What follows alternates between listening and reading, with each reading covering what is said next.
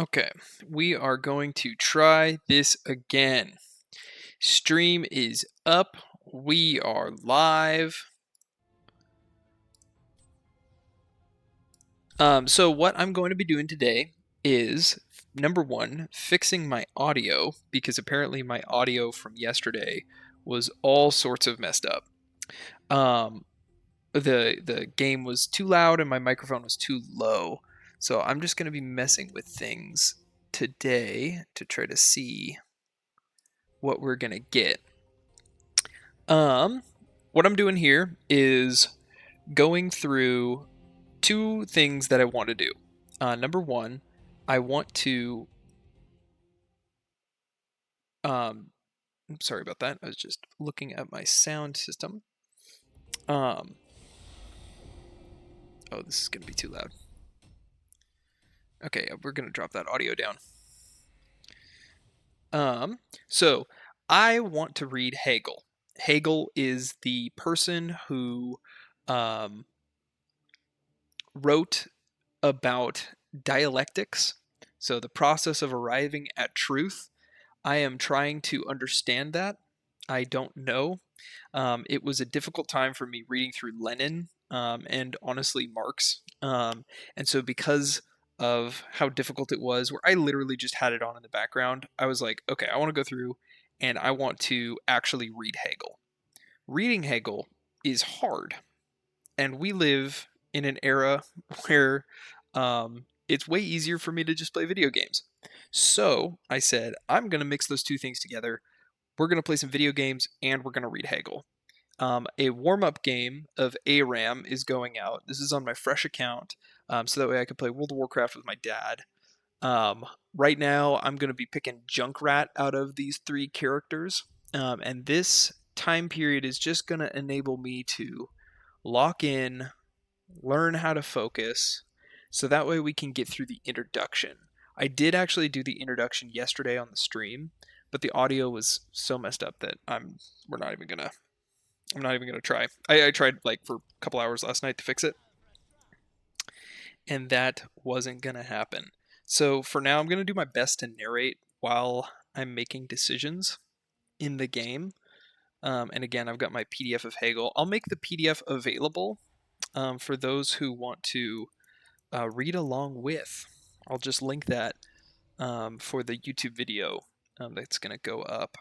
Again, it's going to be live reaction. I like to think that I'm educated. I'm not.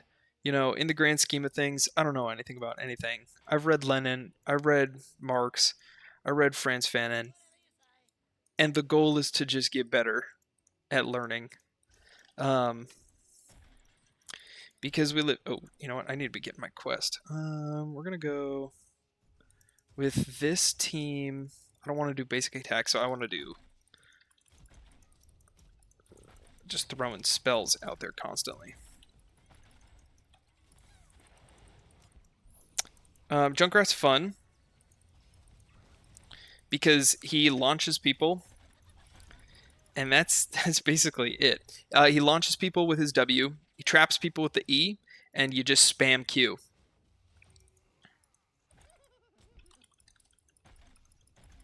I might honestly need to turn my game volume down. If anybody is in the chat, please let me know if it is too loud or anything. Again, just spamming Q. Dread and Hegel. So, like, I just popped Zarya up into the air. Let's see if we can finish her off. Nope, because... Ooh, got the Medivh, though, which is huge. Medivh has a stacking quest. We want to kill him as fast as possible. As many times as possible. Because his stacking quest enables him to become one of the best DPS on their team. And they have a Phoenix. Okay, I don't know why she's here. Get over here, lady. Oh, is the Medivh mad that he got killed? Medivh can turn into a bird. So if you see that bird running around, that is what that is. And as soon as he pops by his gate, I'm popping him up into the air one more time. Oh, that Phoenix might kill me. So I gotta go back, get some potion, pick up this. Should have picked that up a little bit earlier. So now every time I hit somebody with Q, which is again the main focus of this build that I'm going to be doing, we're going to be getting those nice, juicy little dings. Just popped him up. Got him. Sorry, Phoenix. Phoenix is a character that I actually want to learn how to play. Similar to how I want to learn how to read Hegel. Bonk, bonk. Ow. She got the slow for that. You're gonna go up.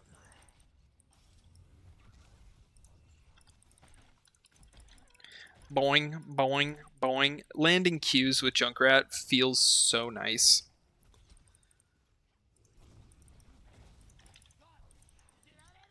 Also, unlike Zarya, his entire Junkrat's entire Q comes back all at the same time. Zarya has to wait until level 20 to get that, and only fancy.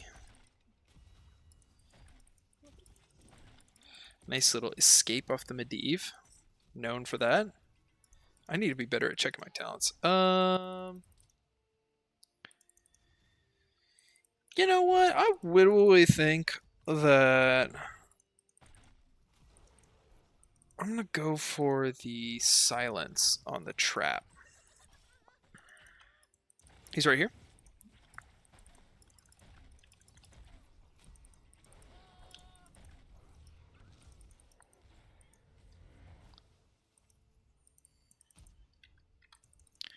Okay, we're keeping our Ariel topped off as we should. But my level 1 talent makes it so that my oh, nice. Oh, I'm dead. We stand and fight? Standing and fighting is always a good idea. I wish that my audio wasn't so messed up because yesterday I had such a good game as Illidan, and there is no way, unless you caught it, to refute that from being the truth. So it was so good. And you had to be there because now I know that I'll never be able to replicate that. All right, let's just smack this building while it is free. There's not a ton that they can do to contest, and I'm scared, honestly, that they are giving up because I don't see half of their team.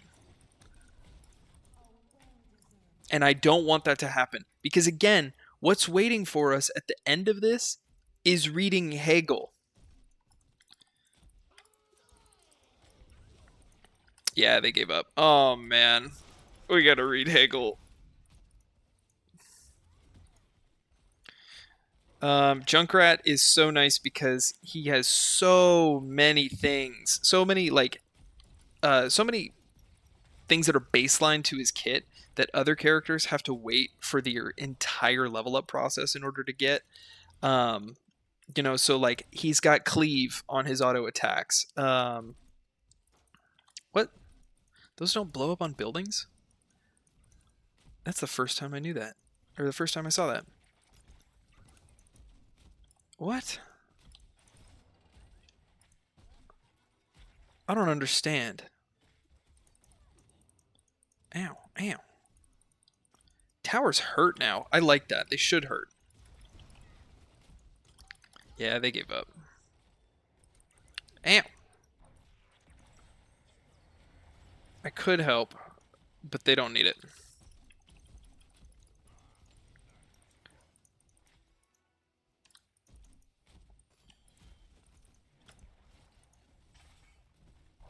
Okay, we're just trying to make this quick at this point.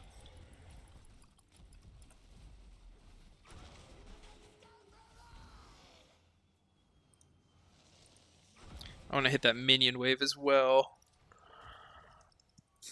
Rocket Ride's great for killing heroes, not so great for buildings. Looks like it doesn't really matter what we're going to pick because this is... This is going to be a 20-second game.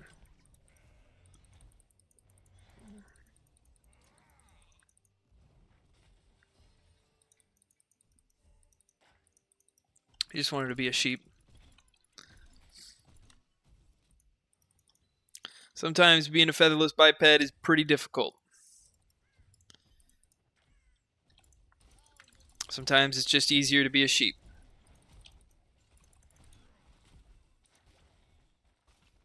I wonder who on their team gave up.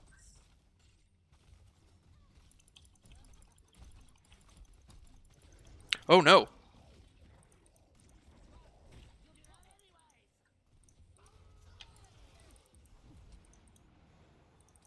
Oh, I'm gonna die.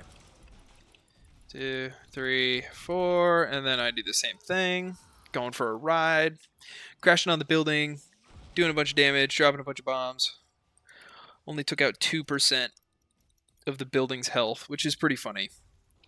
Because again, it's a nuke if you can drop it onto a hero. But onto a building, it doesn't do as much damage because... Thanks, Thrall. And that's the game. Man, that was way too fast.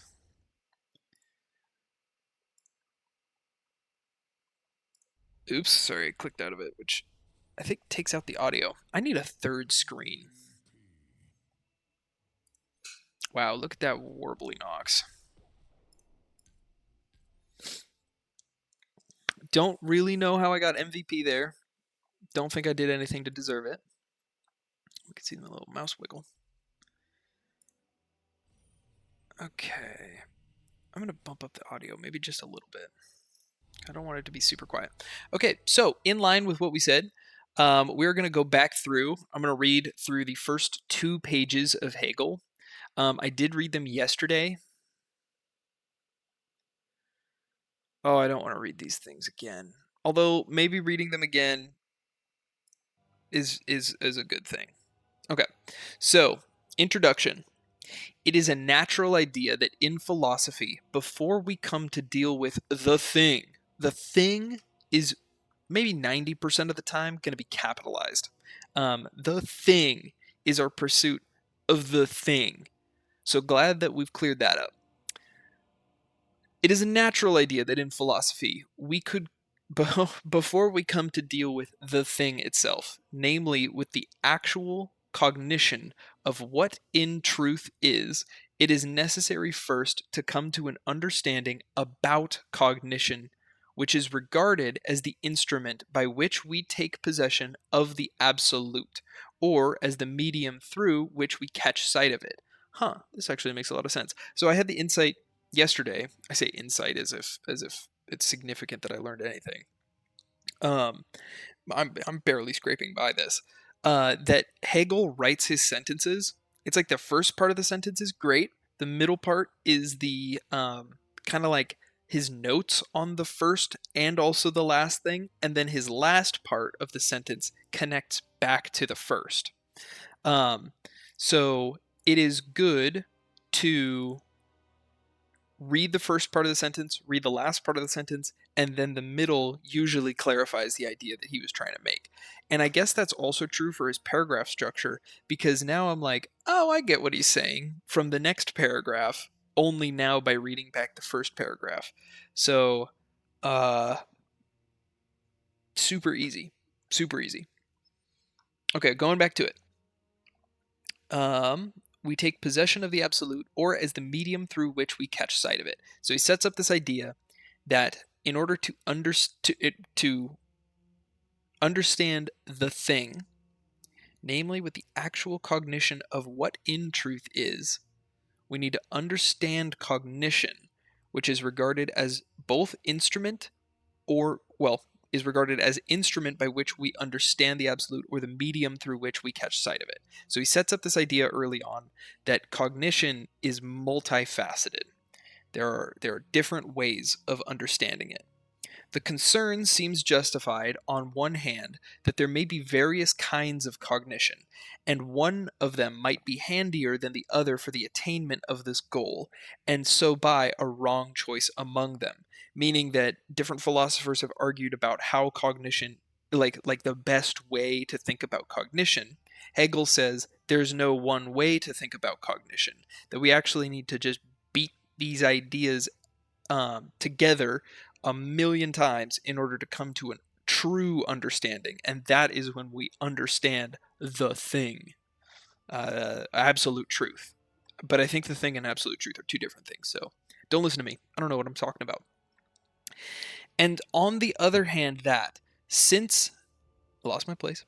Since cognition is a capacity of a determinate kind and scope, without a more precise determination of its nature and limits, we shall get hold of clouds of error instead of the heaven of truth.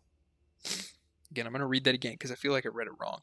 And on the other hand, since cognition is a capacity of a determinate kind and scope, without a more precise determination of its nature and limits, we shall get holds of clouds of error instead of heavens of truth. So we need to understand the extent of cognition in order to understand how to get to the truth via these instruments or mediums or maybe a secret third thing in order to reach the heaven of truth.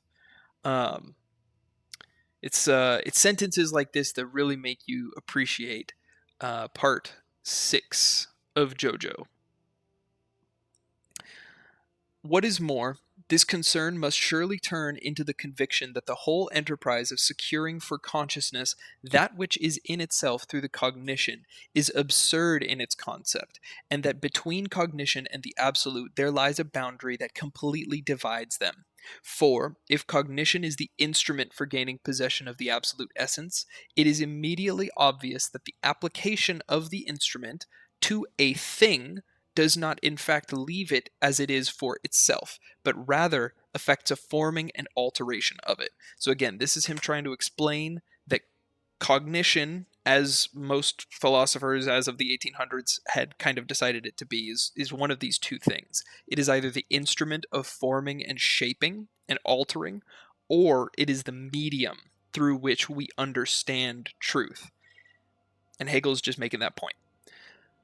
Or, rather than the forming and alteration instrument side, or if cognition is not an instrument of our activity, but a sort of passive medium through which the light of truth reaches us, then again we do not receive the truth as it is in itself, but only as it is through and in this medium. So that's like looking at something with rose-colored glasses. You know, the actual light of truth could look a different way, but we only understand it through this medium, this lens, the glass, this tinted glass of our own consciousness. And I lost my spot again. Oh, here we go. In both cases, we use a means which immediately brings about the opposite of its intended aim. Or, what is really absurd is that we make use of a means at all. It seems no doubt that this drawback can be remedied through the acquaintance in which the way the instrument works, for this enables us to subtract from the result the instrument's own contribution to the representation of the absolute, with which we could gain by its means, and so to get the true in its purity. So if we understand how much the instrument is, or how much the instrument affects our understanding of the truth, then we can subtract that amount from the truth in order to really find the truth. Oh man, I feel like I need to be better at math in order to understand Hegel. But this improvement would in fact only bring us back to where we were before. If from a thing we have formed we take away again what the instrument has done to it, then the thing, here the absolute, is for us exactly what it was before this now superfluous effort. So again, everything we just did, throw it out the window. We don't need to go through that mental exercise that we just did. If the instrument is supposed merely to bring the absolute a little closer to us without altering anything in it, like a bird caught by a lime twig, because that's what everybody thinks of when they talk about a tree, is lime twigs, it would surely deride this ruse, if it were not in and for itself already with us and willing to be so, for in this case cognition would be a ruse, since by its complex endeavor it assumes the air of doing something quite different from simply establishing an immediate and thus effortless relation. Or, if an examination of cognition, which we represent as a medium, acquaints us with the law of its refraction, it is again useless to subtract the refraction from the result, for cognition is not the refraction of the ray, but the ray itself by which truth reaches us, and if this were subtracted, only the pure direction or blank space would have been indicated to us. So what he's saying, again, from what I interpret, he's saying that if, like, just because we can understand the extent of either the tool or the medium and then apply that to our understanding of the truth and then also subtract it, that still doesn't bring us to truth. That just like the we would then interpret what we can know via these means as the truth, when in fact it is not actually the truth. It is not the absolute thing. Dialectics. ... It's funny because Hegelian dialectics ... has not actually ever said. If it is, that'll be hilarious. Meanwhile, if concern about falling into error injects a mistrust into science, which without any such misgivings gets on the job itself and actually cognizes, it is hard to see why we should not conversely inject a mistrust into this mistrust and be concerned that the fear of erring is really the error itself. So I think what he's saying is chill out. Don't think about it too hard, or not, well, definitely think about it hard, but don't think about making an error so much, because if you keep thinking about making errors in the logic of trying to understand the truth of something, that's going to mess it up more. It's like, don't doubt yourself. Just go nuts.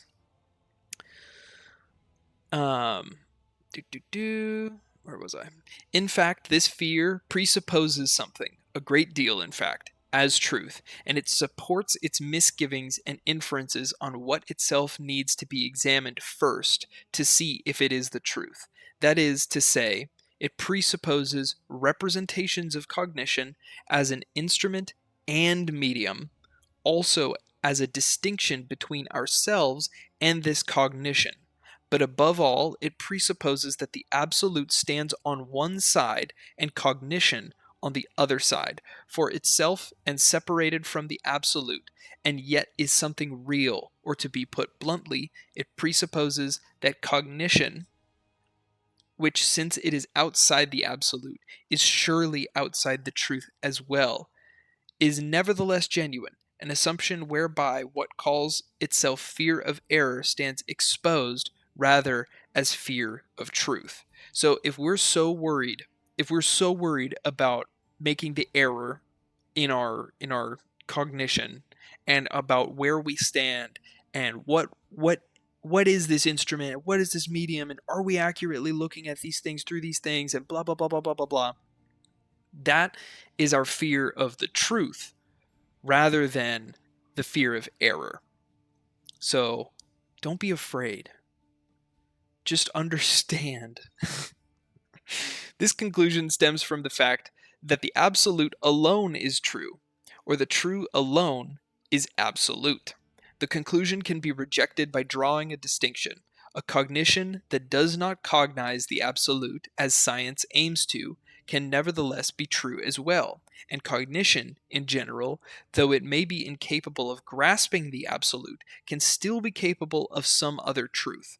But we gradually come to see that beating around the bush in this way comes down to a murky distinction between an absolutely true and some other kind of true, and that the absolute, cognition, etc., are words that presuppose a meaning that first needs to be ascertained. So this is where we're going to start getting into science. So cognition and science and all these different pieces go into how we understand truth, but now we need to presuppose our presuppositions, of course.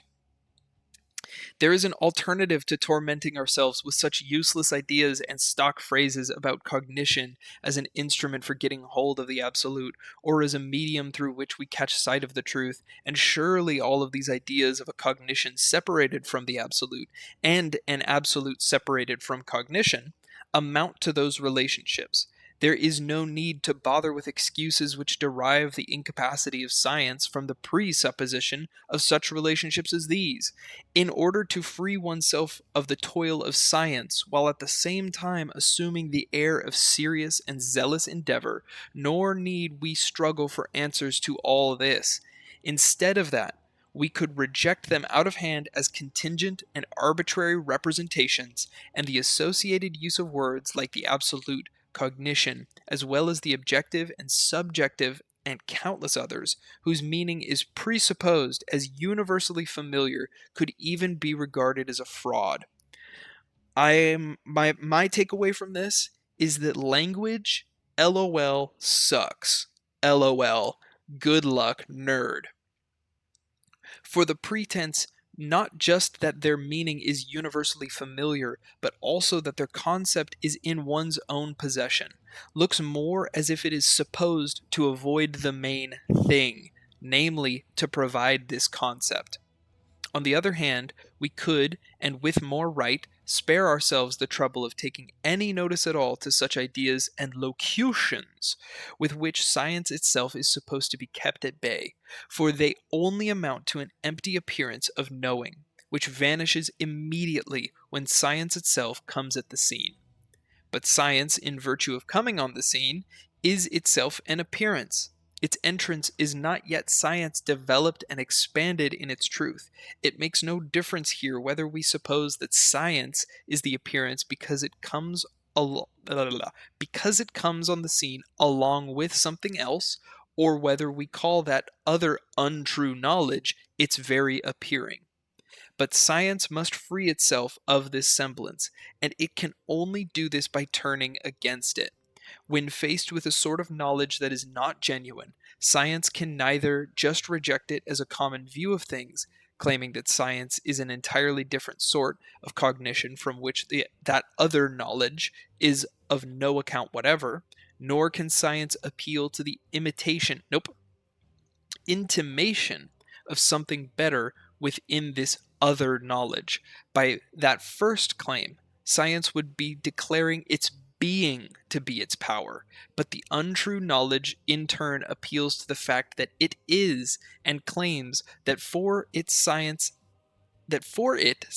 is of no account.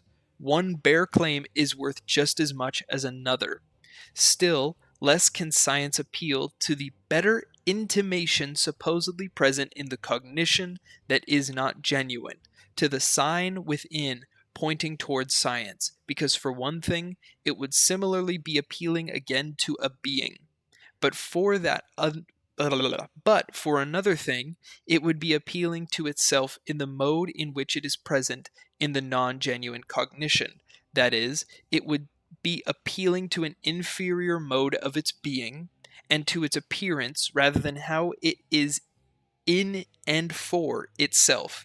It is for this reason that the presentation of knowledge as it appears to be undertaken here. Woof. I feel like that was one sentence. I don't know if there was a period anywhere in there. There was a period. It was just before that last sentence. But other than that whole section was like one ongoing thing. So I think just like that earlier paragraph roasts cognition, this paragraph roasts science, and I think is again setting up the dialectical argument. I'm saying dialectical as if I know what the hell that means. Setting up the dialectical argument that you have to that one thing is not right over the others, that you have to mash the truth in all its different ways together in order to get something that might look something like what is actually going on. And I hope that makes perfect sense. Okay, let's do one more. Finish out this page. Now, because it has for its object only knowledge as it appears, This presentation itself seems not to be the free science moving in its own peculiar shape. Rather than from this standpoint, it can be regarded as the path of natural consciousness, pressing on to true knowledge, or as the way of the soul passing through the sequence of its configurations as stations prescribed for it by its own nature, so that it may purify itself into oh my gosh, so that it may purify itself to spirit, and through the complete experience of itself arrive at the awareness of what it is in itself. So science needs to purify itself through faith, and faith needs to purify itself through science in order to get to a better understanding of things. Hopefully. One more paragraph. One more paragraph. Oh my goodness. Natural consciousness will prove to be the only concept. Nope, hold up. Natural consciousness will prove to be only the concept of knowledge, or knowledge that is not real. But natural consciousness immediately takes itself to be real knowledge, and so this path has a negative meaning for it, and it counts what is in fact the realization of the concepts as the loss of its own self, for on this path it loses its truth. The path can therefore be regarded as the way of doubt, or more precisely, as the way of despair, for what happens on this path is not what is usually understood by doubting, shaking some supposed truth or other, followed by a convenient disappearance of the doubt and a return to that truth again, so that in the end the thing is taken as it was in the first place. Okay, so natural consciousness is different than the way that we understand things, I guess. Woof. On the contrary, this path is the conscious insight into the untruth of knowledge as it appears. Okay, let's take that one sentence. One sentence. On the contrary, this path is the conscious insight into the untruth of knowledge as it appears. I think that that is referencing back to the fact that untruth is determined by understanding our science and our cognition through the use of, or through the understanding of the implement of cognition or the medium. So cognition, implement is both the implement and the medium, and science is the science of understanding. And when we combine the science and the cognition in its pieces together, we have our untruth. And our untruth, we know, is not the truth. Therefore, we are trying to subtract the untruth from existence to get at the truth. Yeah. This is why, oh no, that is why this self-accomplishing skepticism is not, no, oh my gosh. That is why this self-accomplishing skepticism is also not the accoutrement with which the earnest zeal for truth and science fancies as it has prepared and equipped itself in their service, with the resolution, namely, never in science to surrender upon authority to the thoughts of others, but to examine everything oneself and to follow only one's own conviction, or better still, to produce everything oneself and regard only one's own deed as the true. The series of configurations with which consciousness goes through on this path is rather the detailed history of the education of consciousness itself to science. So, series of configurations with, I keep saying with, the series of configurations which consciousness goes through on this path is rather the detailed history of the education of consciousness itself to science. So, acclimating consciousness to the scientific process. That resolution represents education as immediately over and done with, as a past happening, in the simple manner of the resolution. But in contrast to this untruth, ooh, that was an untruth. This path is the actual performance, To follow one's own conviction is admittedly more than submitting to authority, but the conversion of a belief based on authority into a belief from personal conviction does not necessarily alter the content of the belief or replace error with truth. Involvement in a system of opinion and prejudice on the authority of others and involvement in it from the personal conviction differ only in respect of the vanity that goes with the latter policy. And let's review the latter policy one more time. Personal conviction differ only in respect of the vanity. Okay, so just because you're focusing on, maybe that sentence means something along the lines of you can submit to others or you can submit to yourself. Either way, you're still submitting to a process of determining the truth. By contrast, the skepticism that is directed at the whole range of consciousness. So consciousness is not just at an individual level. Consciousness is at a societal/systems level. Maybe.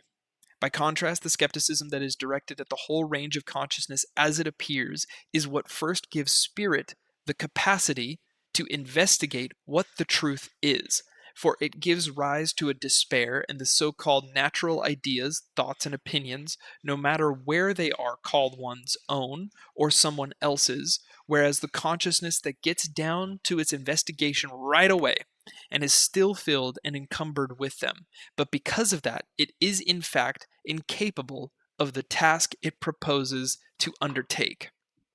Man, what does that even mean? Let's ruminate on that with an ARAM game, because we just read 2 pages of Hegel, and that gave me a lot to think about. And after reading, and again, that was my second time reading those 2 pages, and this is just the introduction. This isn't even anything other than the very beginning of it. After rereading those 2 pages, I was just sitting there thinking about it all last night. I'm like, wow, this dude knows some stuff. That is for sure. And there's a lot of ways that I can apply. No, I shouldn't be doing any of that. I shouldn't be applying anything. I don't know anything. We have yet to learn anything of Hegel. But I do like that last part where he was talking about the consciousness. Consciousness not just being one's own individual experience, but one's own individual experience. Oh my god, we got Tassadar! Yay! Yay! Tassadar is one of my favorite characters in the game. Watch me do so bad with him. I love gambling. Let's go gambling. But yeah, consciousness not just at an individual level, but consciousness also being at a collective level, and that us even thinking that we're individuals is very much part of forming the overall consciousness.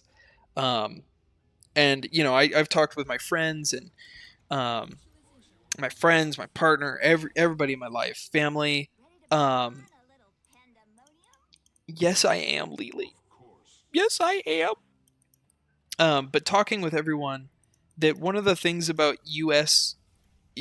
like American culture is the hyper individuality. I mean, that's what allows capitalism to thrive as such a powerful ideology. Is that it enables us to view ourselves as the most individual version of ourselves. So even though we're going up against stuns, blinds, I really should be going for a die. Oh man. Oh man. Oh, it all went so wrong so fast. Oh man. Okay. I need to focus up. I need to stop thinking about conscious. I need to channel this subconscious.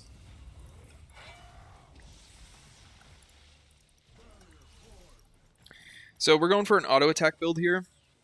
What that means is I need to spend as much time as possible at maximum stacks. Tassadar stacks his. Oh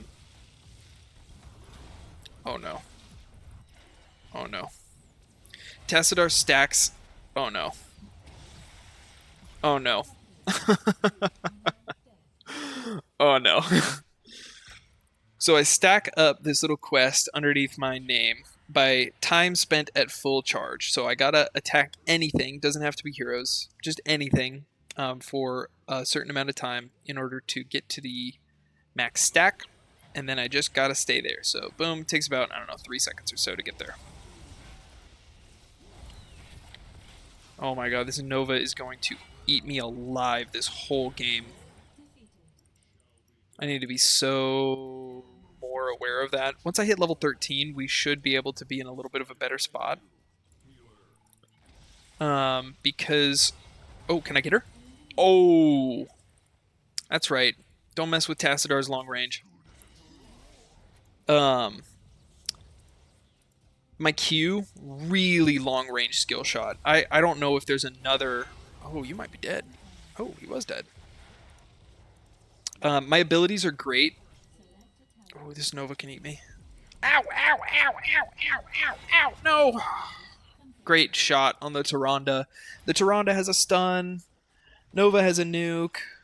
Jaina is, you know, if you don't pay attention to Jaina and you're not aware of where you're standing or how close you are standing to her, man, she shreds. Scary. Scary lady.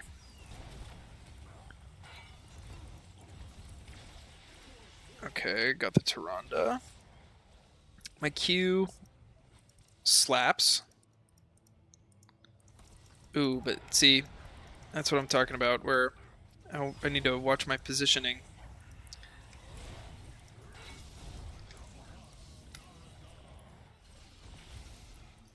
Also, in addition to watching my positioning, I need to land my spells. So again, this is an auto-attack Tassadar build. Oh, I thought I was going to hit her. Which means that I just need to keep autoing, and that's what gives me this little shield that I have. The more I auto, I'm going to go ahead and do that. The more I auto, the more I shield, and at level 13, I'm going to be getting a boost to this. So now, automatically, every, I don't know, 10 seconds or so, I get a free cast of my W on the ground. That was a manual cast. Oh yeah, she's right there. We got her. She got out. Oh, I'm under tower. Yikes! Oh, I'm dead. Thank God that Tyrande missed. Just stand, tank it, tank it. I'm Tankadar? Yeah, I didn't like that either. Sorry. Garrosh is asking for assistance. Oh, I lost my stacks. That's fine. We're almost done with the quest. We just need to get to 160, and I think we get it here. Yeah, we definitely get it here. So with that, it means that my auto attack, this little beam, bounces over to 2 characters. That's the real Nova. Oh, I'm dead. Thank you. Thank you, Garrosh. Man, they don't like me. That's okay. I don't really like me. I'm joking.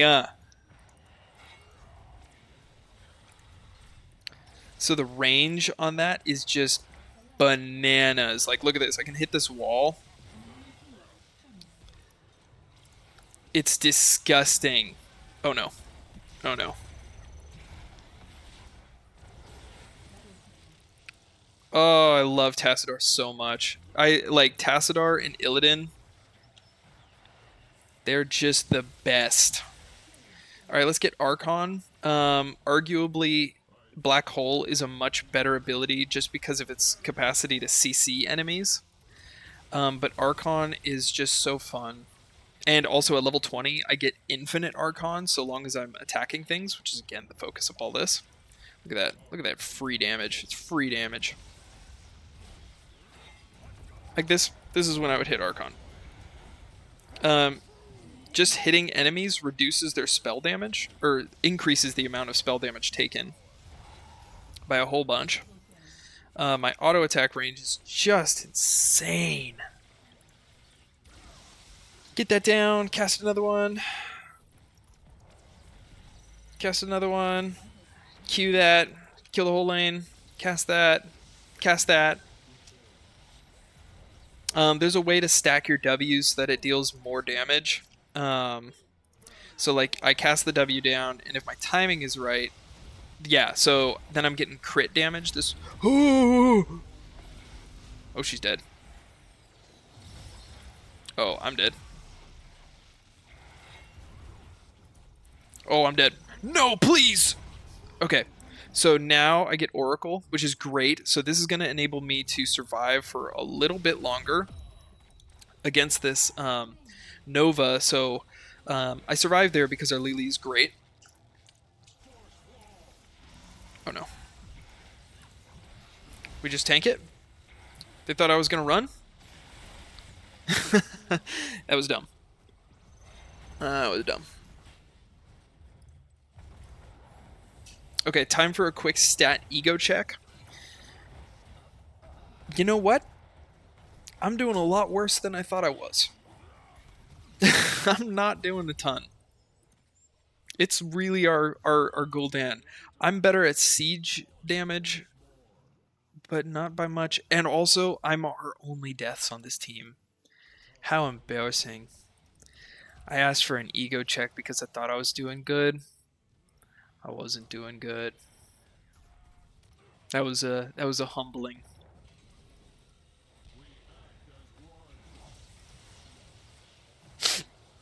At least my W's go off. I see all these numbers going off, and I'm like, yeah, this is great. All right, popping this. Thank you. Can't rely on that every time. That should kill. Nice.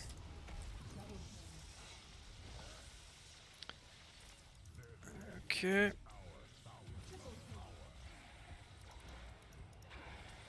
Okay. So I heal by standing still, and I get 30% reduced spell armor. We're going to go with that, and we're going to smack it. Just step out of that. Nice. Kept the crit, so now my W is critting the whole time. Such good siege damage. Such, actually, honestly, mediocre siege damage, but it feels so good. You're now trapped in here with me. Missed the Q. Woof. So at level 16, I took a thing that allows my abilities to reduce in cooldown, which means that we could just wail into this building. And that is going to be the game. Man, 2 under 10-minute games back to back. The spirit really wants me to continue reading about its phenomenology. Team chat disabled. Oh, I disabled team chat. I should probably turn that back on. I just don't want people to be racist.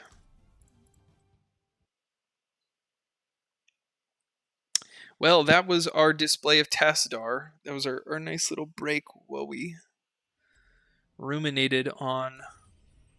That was a very good match. And it was only good because I did good. I love loot boxes! I love gambling! I love slots! Okay. Where were we in Hegel? We were at natural consciousness and the paths for which... Okay. Let's go. Let's go. How many more pages we got? We're at the top of page 38. 39, 40, 41. Oh, hey, actually, we're not too far away. Let's finish up this introduction. I say as if that's a really easy thing, and then we're going to call it good for this stream. The introduction will have been completed.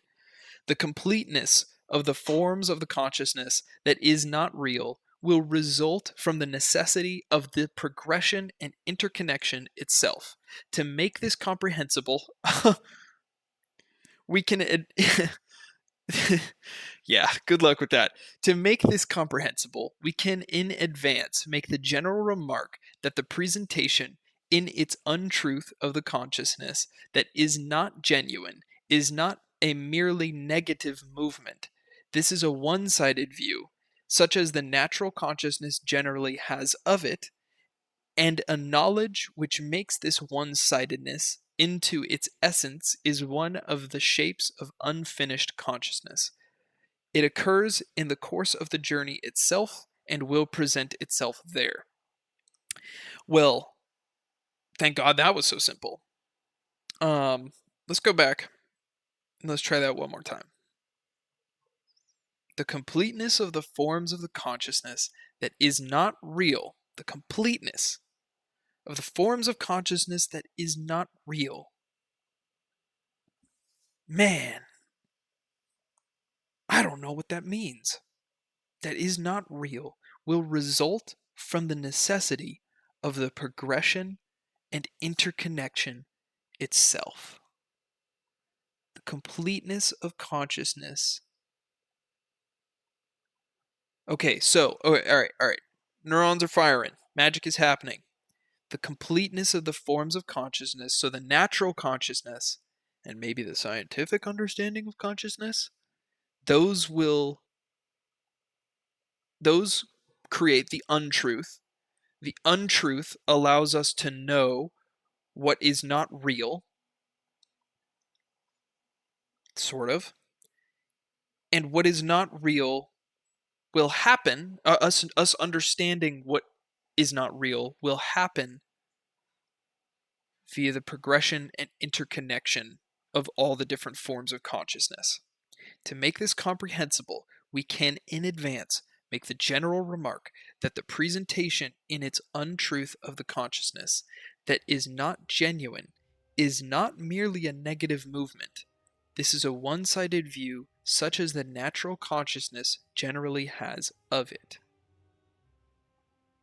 And a knowledge which makes this one-sidedness into its essence is one of the shapes of unfinished consciousness.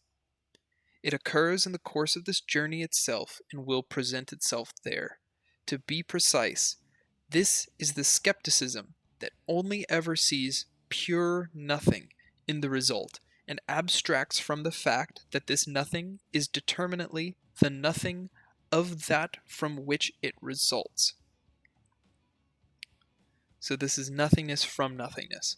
But the genuine result is in fact only the nothing taken as the result of that from which it derives. So nothing as a result of nothingness.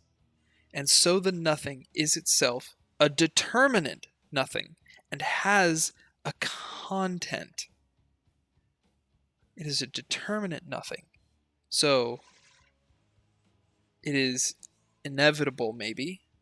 It is a determinate. It is a finite. Determinate is italicized. And if I'm remembering correctly from the editor's note, any time that something is going to be italicized, or maybe it was only a specific couple of words, anything something is italicized, we're meant to interpret that in every sense of the word. At all times. So determinate means finite, means measurable, means all the other synonyms I can't think of, which means that he's saying that nothingness has a content. Content is also italicized, meaning that nothing is not nothing. Nothing is like a measurable void. And because the void is measurable, at least from this process of knowing, we can determine truth. I think this is the Puke and Rally Champ section of the speech. So this skepticism that ends up with the abstraction of nothing or with emptiness cannot go any further from there. So it can't leave itself as nothingness. Nothingness is nothingness. The void is the void. but must wait to see whether anything new presents itself, and, if so, what it is, in order to cast it into the same empty abyss. So, if the nothing identifies, the nothing waits for new, and if the new is nothing, then it joins the nothing as emptiness. But the emptiness is a thing because it's nothing. When, on the other hand, the result is conceived as it is in truth as determinate negation, then a new form has thereby immediately arisen. So when the nothingness is capable, our understanding of nothingness is capable of identifying a new as nothing, it joins the nothing. And what is left from what the nothing came from is at least closer. The negation, oh man, I think we're getting it. The negation is then a new shape. A new form has thereby immediately arisen, and in the negation, the transition is made by which the advance through the complete series of shapes ensues itself. Ensues, not ensues. In the negation, the transition is made by which the advance through the complete series of shapes. Man, I gotta sit with that last sentence. I don't really know what's happening. I'm gonna highlight that. Can I highlight this? I don't have Adobe PDF. Boop. Highlight. Dismiss. I'm gonna highlight that as green because I'm colorblind. And there are some things that are hard to see. Okay, let's keep going though. Let's keep going. We're on a good track. So that was the end of paragraph 79. Maybe that's not paragraph 79. There's a little symbol that I don't know that I'm going to look up so that way I can pat myself on the back next time we stream this and tell you what it is. But the goal is italicized, is fixed for knowledge just as necessarily as the sequence of the advance. It is situated where knowledge no longer needs to go beyond itself. Okay, hold up. The goal is fixed for knowledge just as necessarily. I don't know if fixed is meant to be like the goal is repaired for knowledge or the goal is set, as in fixed as in set. I'm going to interpret it as fixed for set, and then I'm probably going to get my interpretation shut down in the next sentence. So, but the goal is fixed for knowledge just as necessarily as the sequence of the advance. I don't know what the advance is.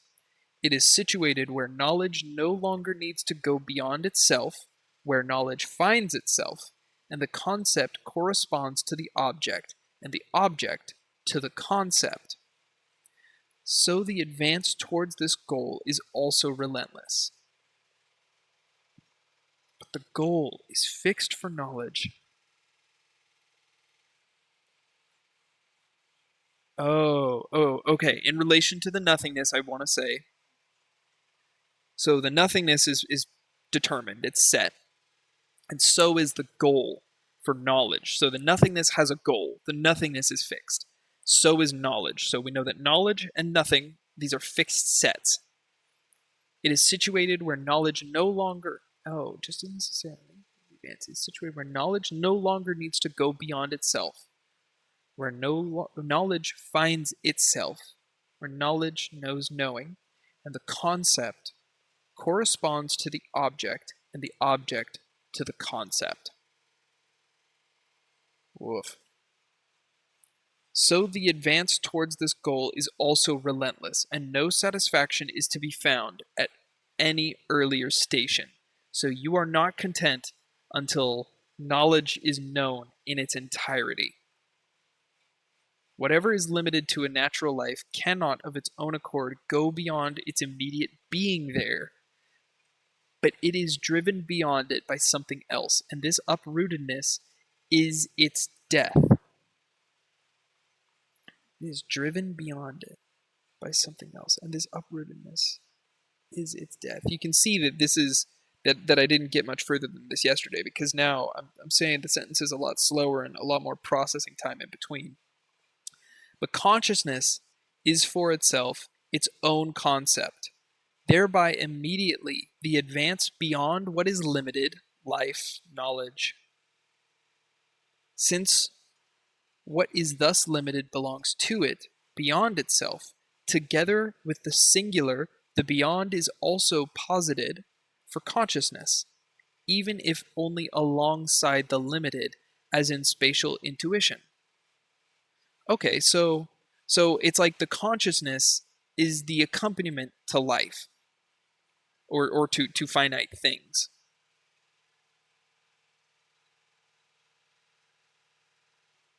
Things that can die. Sorry, that was just me processing. I don't know if you can hear the laundry in the background. Even if alongside the limited as in spatial intuition. Thus consciousness suffers this violence at its own hands. It spoils its own limited satisfaction. Consciousness is not limited, but it joins us limited things. On feeling this violence, anxiety may well draw back before the truth and strive to maintain what is in danger of losing. But this anxiety can find no rest unless it wishes to remain in thoughtless indolence. Thought spoils thoughtlessness, and its restlessness disturbs indolence. Or unless it entrenches itself as sentimentality, which claims to find everything good of its kind, this claim likewise suffers violence at the hands of reason, which finds something no good precisely insofar as it is a kind. Or fear of the truth may hide from itself and others behind the illusion that its burning zeal for truth is precisely what makes it so difficult, even impossible, for it to find any other truth but the sole truth of vanity, that one is always ever even cleverer than any thoughts one draws out of oneself or from others. This vanity, which understands how to vaporize any truth, understands how to return from into itself, and revels in its own understanding, which knows how to dissolve every thought and to find the barren I instead of any content, is a gratification which must be left to itself, for it flees from the universal and seeks only being for itself. So, consciousness, this companion with us through life, is tempered and acted upon in violent ways by life. And it thinks of itself as individual, when in fact, consciousness is a whole lot more than that. And you must abandon vanity, abandon the ego. Stop checking your stats mid ARAM game. Woof. We press on. We made it to page 39. That was all just one page. After these preliminary general comments about the manner and necessity of the progression, it may be similarly useful to add a remark about the method of carrying it out. This exposition is presented as a response of science to knowledge as it appears, and as an investigation and examination of the reality of cognition. And so it seems as if it cannot take place without some presupposition with which is adopted to a standard underlying it. For an examination consists in the application of an accepted standard, and the decision whether what is being examined is correct or incorrect depends on the resulting agreement or disagreement of it with the standard, and the standard in general, and science too, if that happens to be the standard, is thereby accepted as the essence or the in itself. So science is the understanding of its own understanding. But I think that's separate from the knowledge of consciousness, blah, blah, blah. But here, where science first comes on the scene, neither science itself nor anything else has justified itself as the essence or as the in itself, and without something of the sort, it seems that no examination can take place. So we're setting the scene, folks. We are setting the scene that this is going to be messy, this is going to be hard, and it's going to be not fun. This contradiction and its removal will emerge more determinately if we first recall the abstract determinations of knowledge and of truth as they occur in the consciousness. To be precise, consciousness distinguishes from itself something to which it at the same time relates itself, or as the expression goes, there is something for consciousness, and this determinate aspect, the relating or the being of something for a consciousness, is knowing. So consciousness works in relations to things. But from this being for another, we distinguish being in itself, what is related to knowing, is also distinguished from knowing and posited as a being outside the relation as well. This aspect, the in itself, is called truth. What is really involved in these determinations is of no further concern to us here, for as our object is simply knowledge as it appears, so too its determinations are initially taken up as they immediately present themselves, and they present themselves very much as we have conceived them. I am so glad that he wrote we, as if I'm on board. Thank you, Hegel. If we now investigate the truth of knowledge, then it seems that we are investigating what knowledge is in itself. Yet in this investigation, knowledge is our object, for it is for us, and the in itself of knowledge that emerged from the inquiry would thus be rather its being for us. What we claim to be its essence would not be its truth, but only our knowledge of it. The essence or standard would lie within ourselves, and that which is supposed to be compared with it and about which a decision should be taken in light of this comparison would not necessarily have to recognize the standard. Yeah, I honestly, I lost my train of thought there. We're gonna get back to the ARAM. Yeah, we're gonna get back to the ARAM. I had to think about it for a second. Okay, we're at 1 hour. 1 whole hour.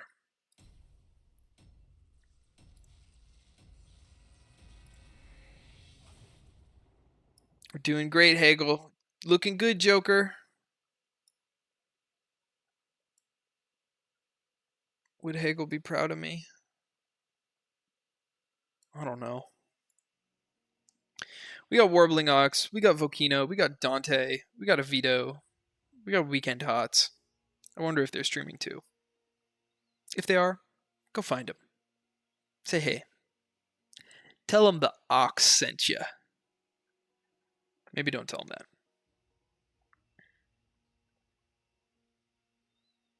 Man, brain feels kind of like putty. Let's puttify it some more. Oh, we got Imperious. And we also got Dahaka, or I could go Vala.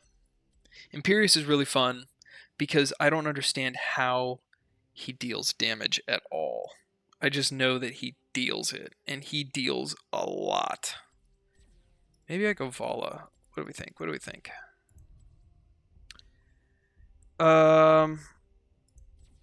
Yeah, Divine Light of God, you know. Seems pretty in theme with the phenomenology of the spirit. Um, man, this is tough.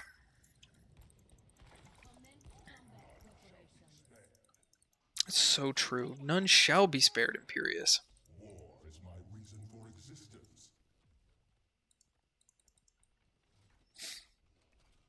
Yeah, the Archangel of Valor, if you've played Diablo 3, kind of doesn't make a ton of sense.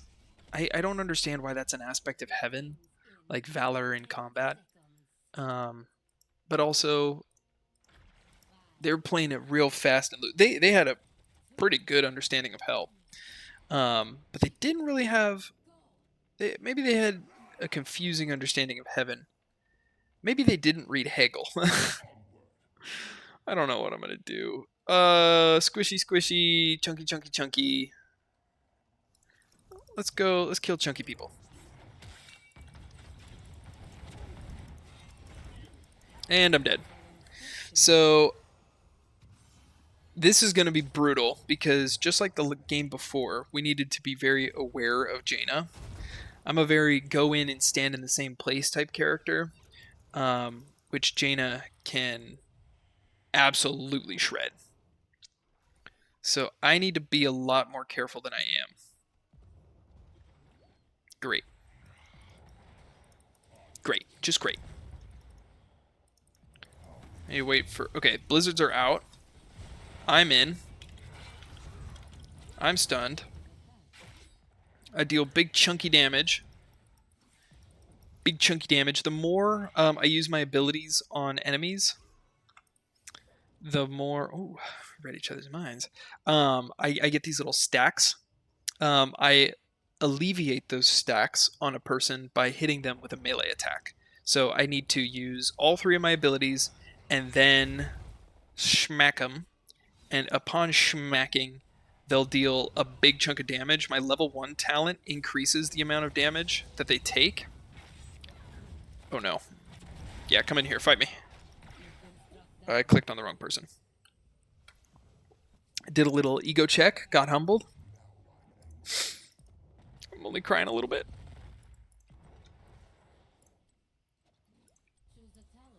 I think we're gonna just stack Valorous Brand. So I gotta wait for Garrosh to throw anything else other than me. Because otherwise I'm just gonna get thrown this whole game. And that's gonna suck. That's probably still what's gonna happen. We want them to push up. Just gonna let our Gul'dan do some work. Lily and Gul'dan, they're great pokers. And if they step up, then what's it called? Varian and I will finish them off. See, like, they're starting to step up a pretty comfortable distance. Nice, that's off cooldown. Go in. No way, they're separate?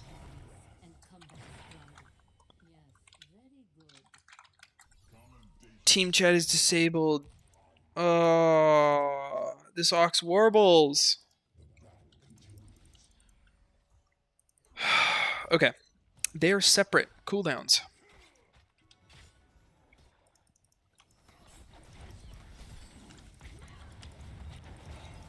No, no, no, no, no. Please stay away from me. Get over here, Vanilla Chris. Yeah. Tyrael wants to attack the wall. So do I.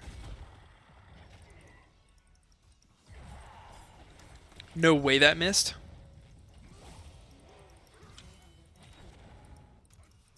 Nice. Oh, got them all. Oh my god. Spear of Heaven. Spear of Heaven online. Let's see. Oh, I'm gonna die.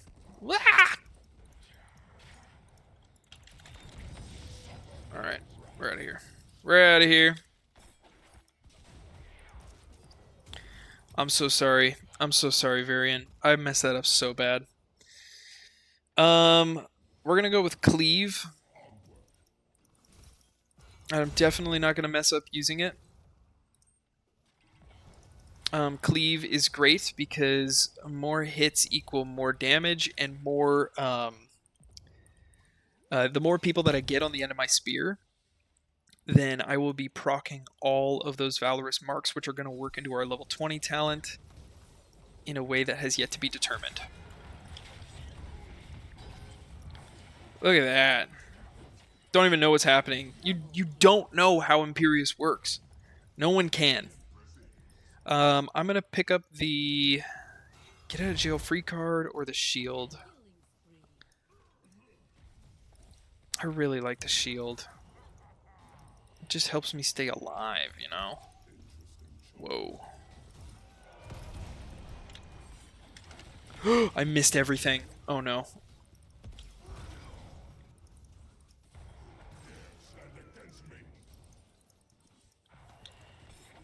I missed that too. I'm so bad. I'm so bad. Lily, I'm so sorry. I'm so bad. You get a little spray. A little I'm so sorry spray. Where shall we? Oh god.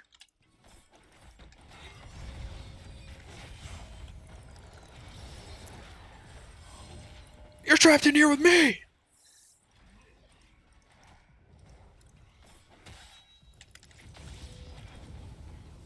Alright. That's fair.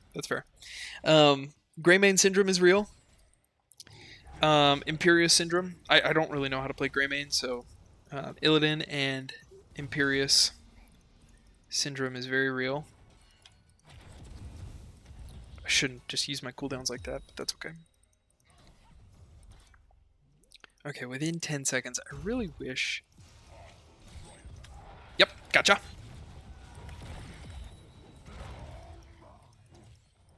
How did you live that? Alright, but whatever.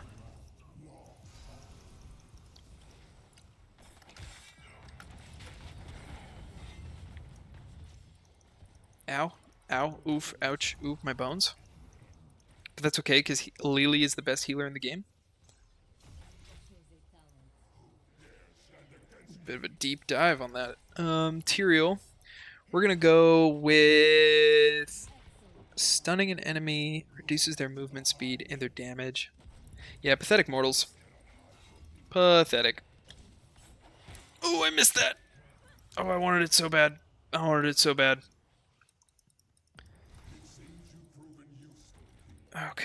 Okay. Got my shield. But we need to play it carefully again because there are towers.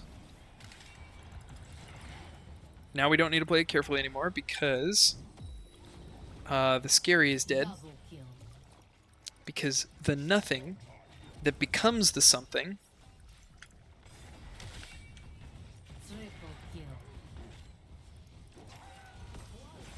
I'm tanking turret. That actually does some pretty good siege damage. I'm going to go back.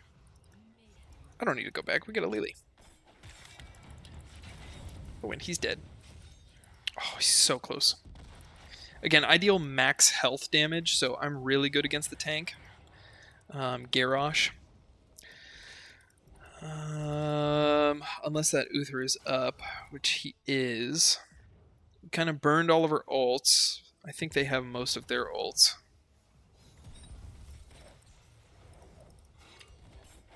I missed. Nobody saw that. Choose a talent. Teleport. I'm going to go with attack speed. So we're going to dive in, we're going to cleave, we're going to smack, and everybody's going to die. That's how it works. Ow. Wow, that was a great slow.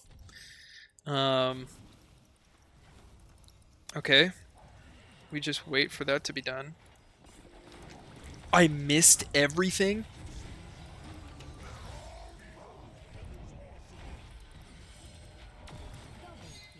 I missed my ult? Oh, they're invulnerable. Silly. Silly and foolish.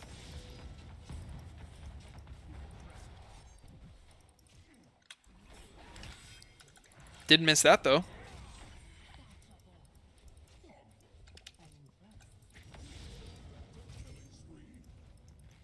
Oh, can't even hit that.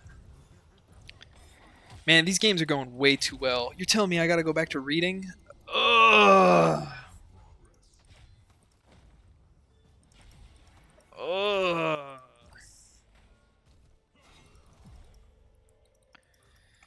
Okay.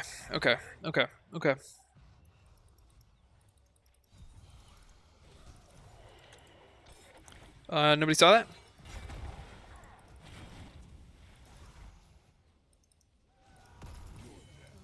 Nice. Don't know what's going on down there. Hit everything? Oh, wow, she's stasis.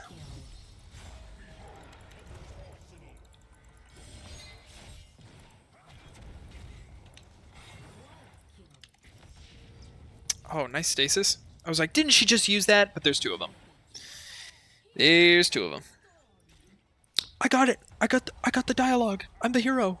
I'm the hero of the storm.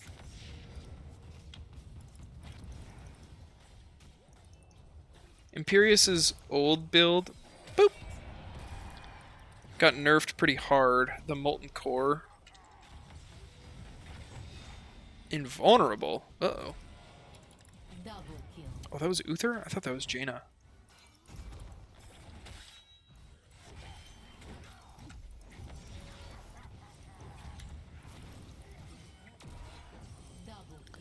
Man, I don't know what's happening. I love Imperius. Okay, so now I want to pick up Brand of Solarian. Because Valor's brands are no longer consumed, and I promise you that would have been awesome if we got to see it. Okay, we're going back. We're continuing the readings. I'm not strong enough. Thanks, Weekend Hots. You did great. If we get a Lily game, though, I'll be over the moon. Be over the moon. Oh, man. I want to finish this so bad. I think I just want to get done with the introduction.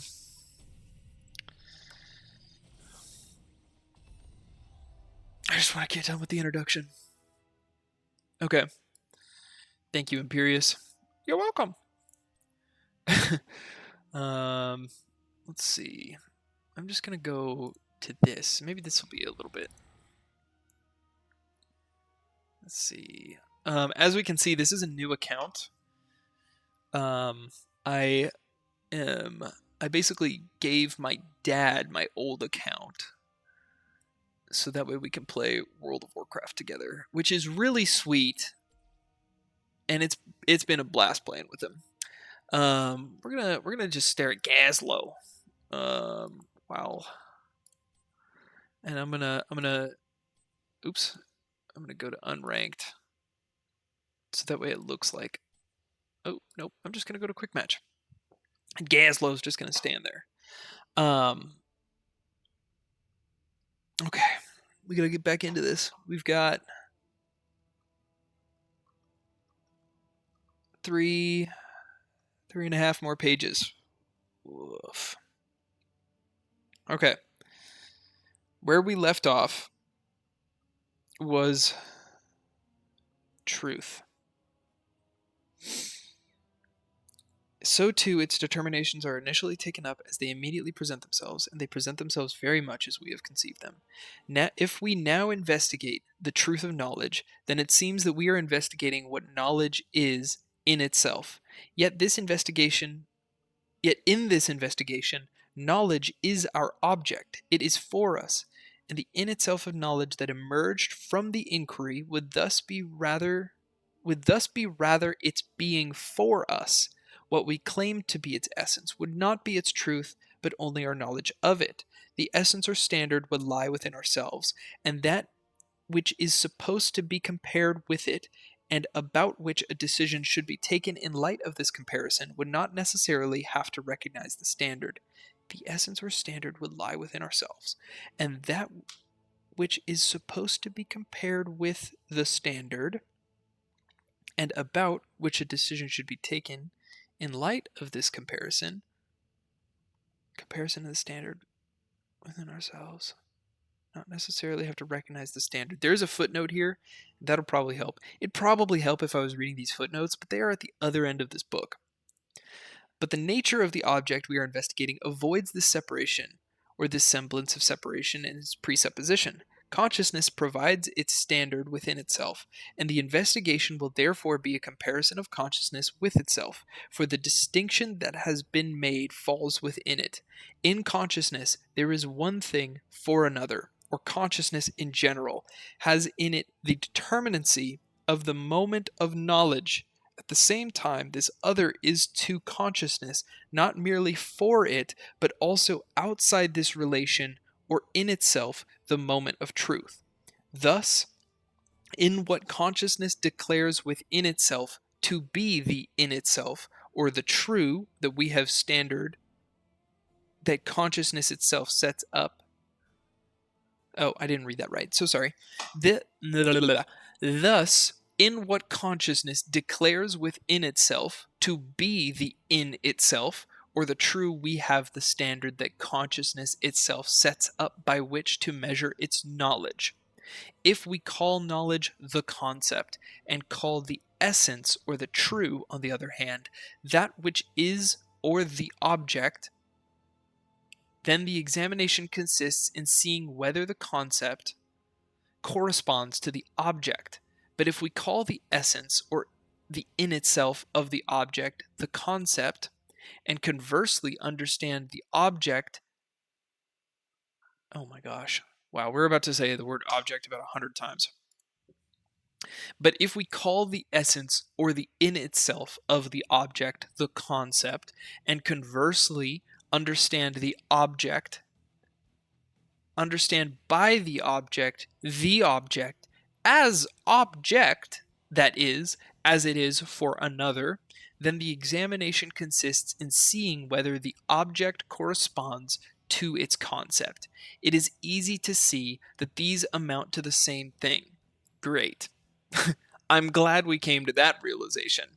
But the essential point to bear in mind throughout the whole investigation is that both these moments, concept and being for another, and being in itself, themselves fall within the knowledge we are investigating, and consequently we do not need to import standards and to apply our notions and thoughts in the investigation. It is by leaving these aside that we succeed in considering the thing as it is and in for itself. It is easy to see that these amount to the same thing, but the essential point to bear in mind throughout the whole investigation is that both these moments, concept and object, being for another and being in itself, themselves fall within the knowledge we are investigating. Okay, so concept and object fall under knowledge, similar to how what was it? The interface, or not the interface, but we're going back. Looks like we're going back. The two parts of cognition, instrument and medium. That was the words. So the instrument and medium are of cognition. Concept and object are parts of knowledge. So we've got knowledge and we've got cognition. And maybe a lot of other things.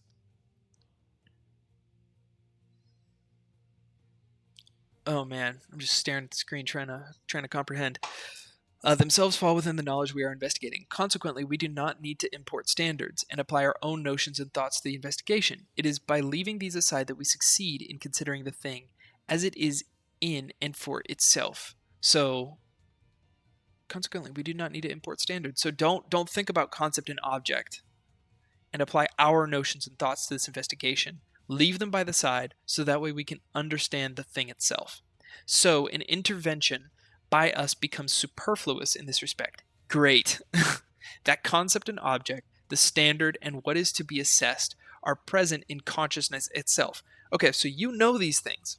You know these. It is in the consciousness. Shut up and know it. But not only that, we are also spared the trouble of comparing the two and really assessing them, so that as consciousness assesses itself, all that remains for us in this respect too is simply to look on. For consciousness is on the one hand consciousness of the object, and on the other hand consciousness of itself, consciousness of what it is to the true, and consciousness of its knowledge of the truth. Since both are for consciousness, consciousness itself is their comparison. It becomes a matter for consciousness whether this knowledge of the object corresponds to the object or not. The object, admittedly, seems to be for consciousness only as consciousness knows it. Consciousness seems unable, as it were, to get behind the scene to see how the object, not as it is for consciousness, but as it is in itself, so unable to assess its knowledge by it. However, the very fact that consciousness knows of an object at all already involves this distinction. To consciousness, something is the in itself, while another moment is the knowledge, or the being for the object for consciousness. This differentiation is at hand, and the assessment rests upon it. If in this comparison the two do not correspond, then it seems that consciousness must alter its knowledge to make it conform to the object. But in the alteration of knowledge, the object itself alters for it too, for the existing knowledge was essentially a knowledge of the object, along with the knowledge of the object too becomes another, for it essentially belonged to this knowledge. Hence, consciousness must find out what it previously took to be the in itself is not in itself, or that it was the in itself only for consciousness. Since consciousness thus finds in its object that it is knowledge, since consciousness thus finds that in its object that its knowledge is at odds with the subject, the object itself does not hold out either, or the standard of the assessment alters when that of which it was supposed to be the standard fails the test, and the assessment is not only an assessment of the knowledge, but also of the standard of the assessment. Woof. Oh, here we go. Here we go. Hands up, folks. Cinema time. Next sentence says, this dialectical movement. Boom. We've got the words. Dialectical mentioned for the first time at page 41? Nope, page 40. Dialectical. It's going to be our new favorite word. So, all right, make a note. Chat, make a note. Paragraph 85 in the introduction of Hegel is the explanation of the dialectical movement. The dialectical movement which consciousness exercises on itself, on its knowledge as well as on its object, insofar as the new true object emerges from it for consciousness, is really what is called experience. Okay. All right, let's sit with that for a second before we move on.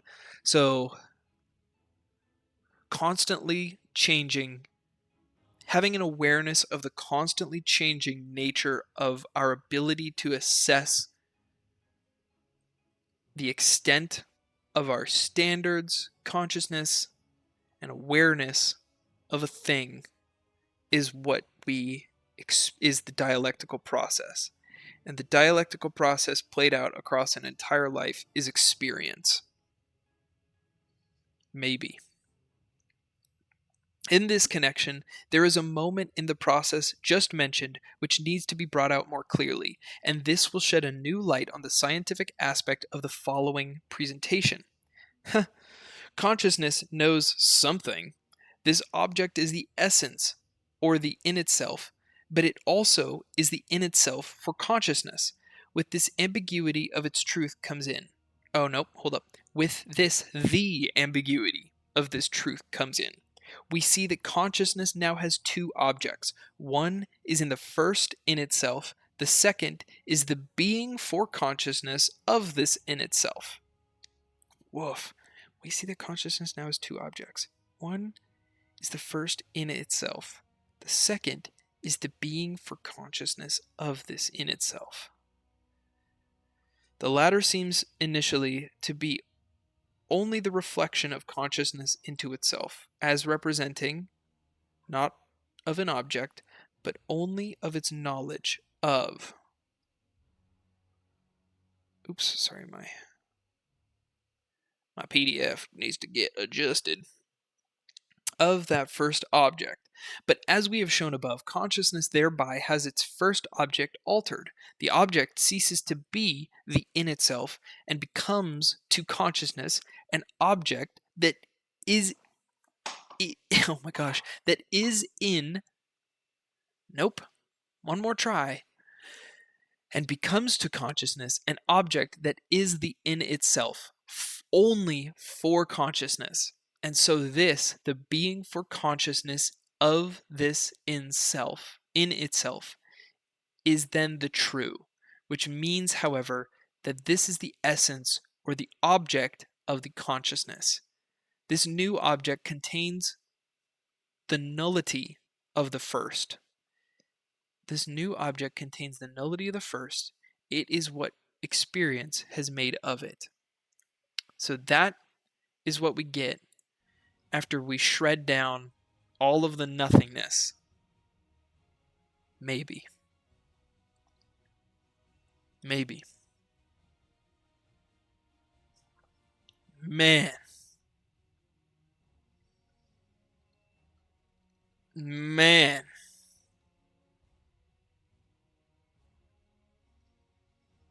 We're going to do one more ARAM game. I could do a versus AI game, but that doesn't sound very entertaining.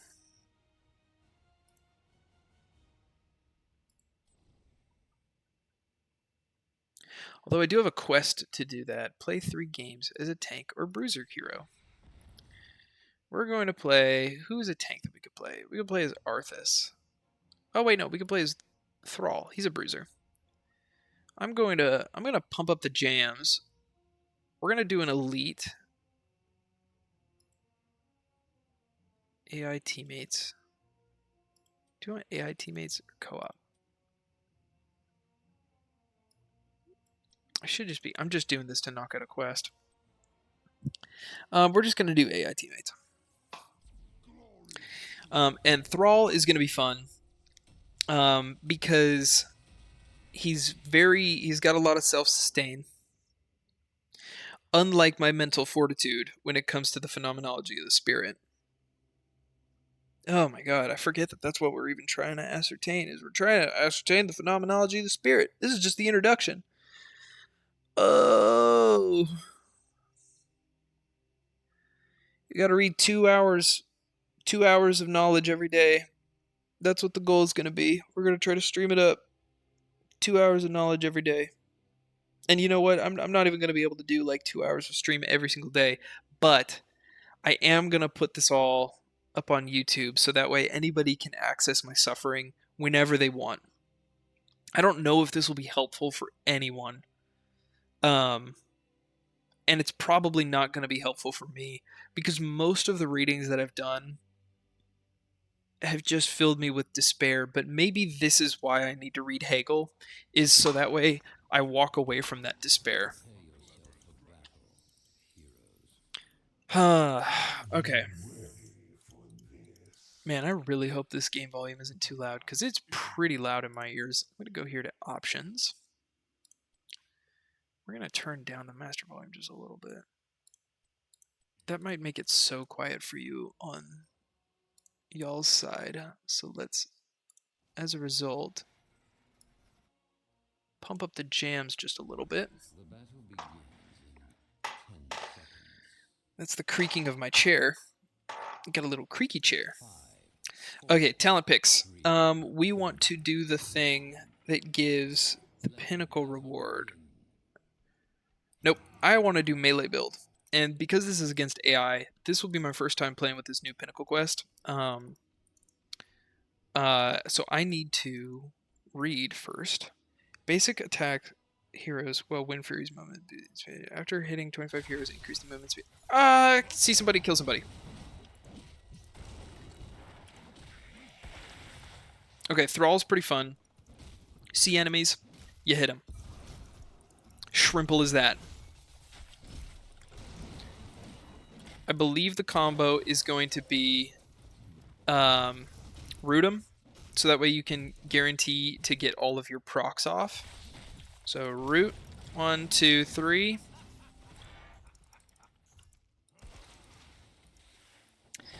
And then smack them. Thrall has a bunch of new pinnacle quests, but I haven't gotten to play with any of them yet. 1, 2, 3, chain lightning. And I'm dead. Oh, I lived. Oh. Run from the Artanos. Huge shout out to Pally Time.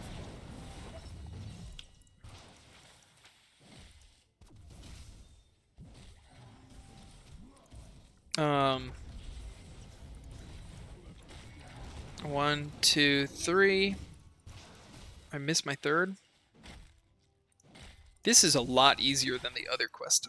The other quest looks like it is very difficult. I'm probably going to have to go back soon for mana.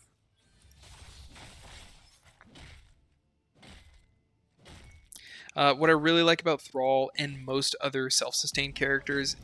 Oh no! 1, 2, 3, 4? 5?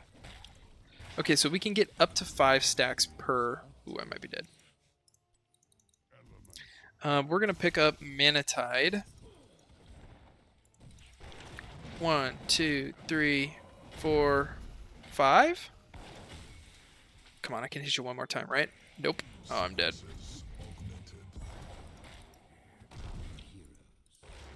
Oh, I missed. That's what I get. I just died to an AI Ragnaros. This is what the people are paying the big bucks for. This is what they came to see. I think I've got time to run all the way down here and to help out with this. We're at level 5. I want all the stacks that are down here more than anything else.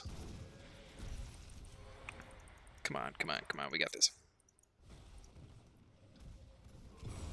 Artanis is going to warp me. 2, 3, 4. Just going to channel right in front of them. They don't know. They know. All me. I'm dunking on them. Okay, that was 1. I gotta relearn my keybinds a little bit, because I changed them up because I was like, ooh, this will be so nice. You know, new account, new ways of playing, new learning, new year, new me, all that fun stuff. And I'm having a tough time. I'm having a tough time. For 8 seconds after hitting 3, 4, 5. Oh, Muradin is not somebody that I want to go against. Okay. Next basic attack deals a bunch of damage. Ancestral Wrath is always nice. I think I want to do that just because it'll give me more self-sustain.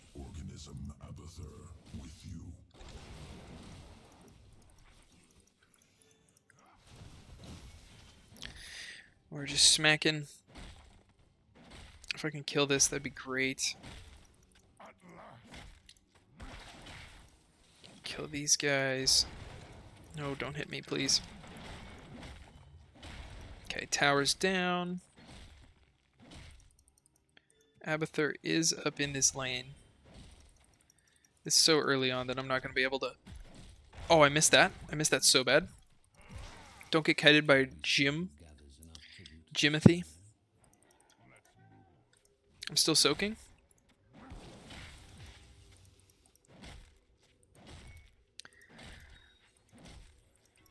Don't know what that boost was.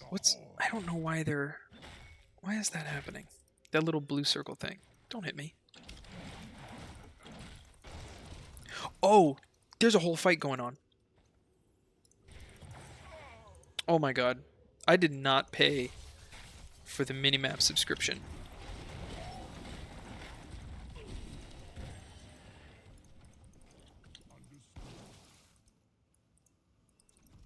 Oh, I could have interrupted, but I didn't because I'm lame.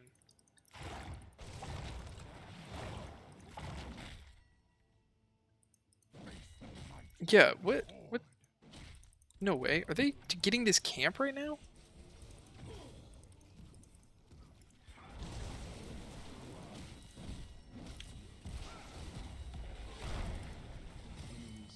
My camp, not yours.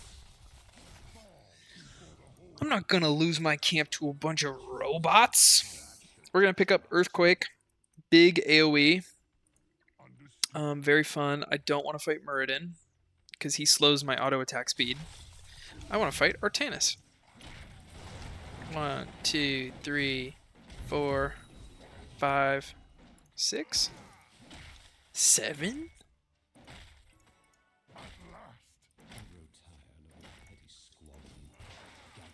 Okay, smack these guys. Smack that guy. He doesn't know.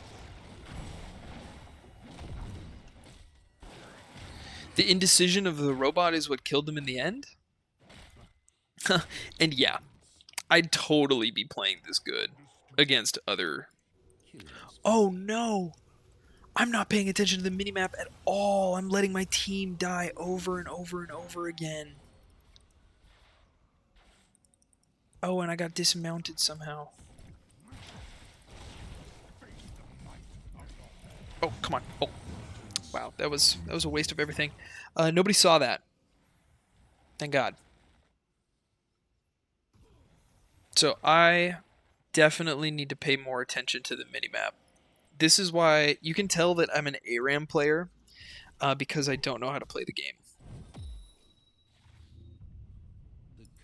All I know is how to smack, how to fight. Let's see. Probably need to get down to the bottom lane. So that way we can get that going.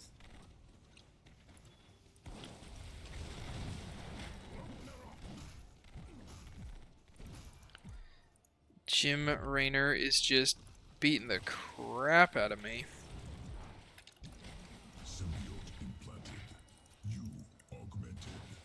Thank you, Abathur. Thank you, Richard. Got a tank for these,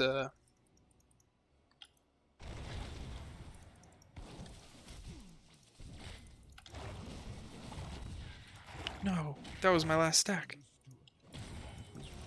Threw the dog out, because I didn't realize.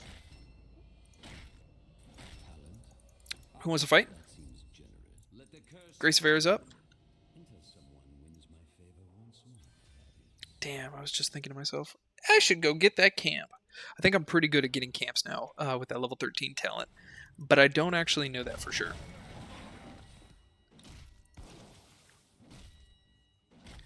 Yeah, this is how fights go. Oh wow. Oh god.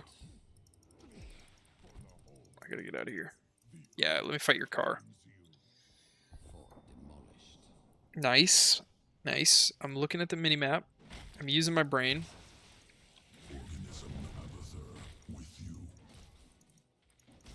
Those giants hurt. This just in.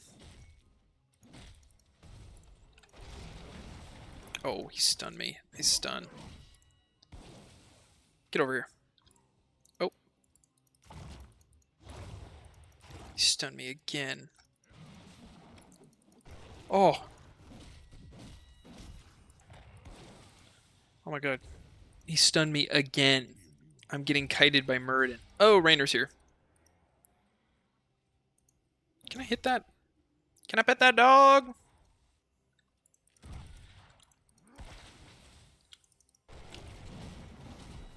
Got him. Okay, I'm paying attention. I'm educating myself. I know that the objective is spawning in the top left of the map. Uh-oh. Alright, that's an ult out. We can ult for ult. Shouldn't have done that now that I think about that. I shouldn't have just used all of my abilities. But all of my abilities I used.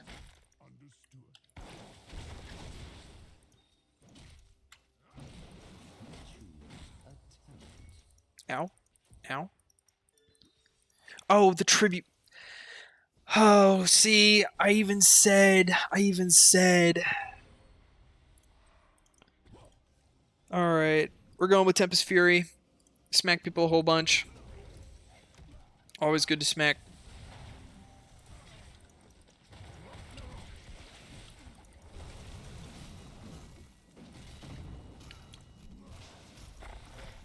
Woof. Woof. Can we hit it? No, we can't. Should have done that against Muradin. That's fine. He's Artanis, so he lives everything. Except for that.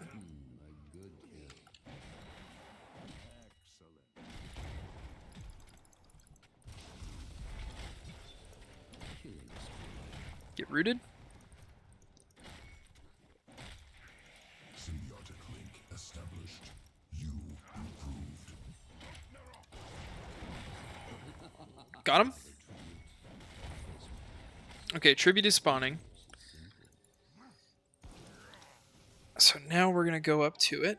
I just want to hit 100 stacks. What do I even get? I get Frostwolf Resilience healing restores 200% more health. That's really good. And we got it? Nice. Thank God this is real, tested by skill. You got this, Greymane. I'll protect you. Ow. Wow, he just stuns me and walks away. I heal 200. Oh my god. Self-sustained monster. And I'm fast for so long.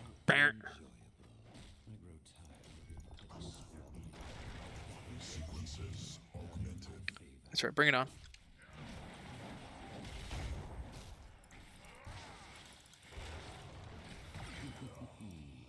Yeah, that was all Abathur though.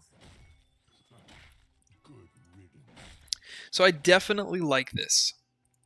I think I'm gonna go. Stop. He's just making fun of me. Please. Dude, don't start a fight and then run away from me. Rude. Can I take a camp by myself? Am I gonna ult this? Do they know?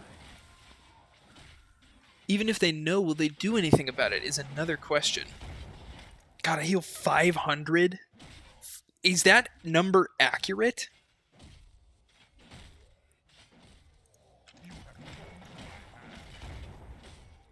Oh my goodness, this is bananas. Let's go back. Looks like we have that. Thank God.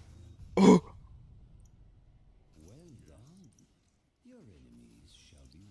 I'm going to try to get boss, just to see if that is something that can even be done. And yeah, I am procrastinating. I don't want to keep reading.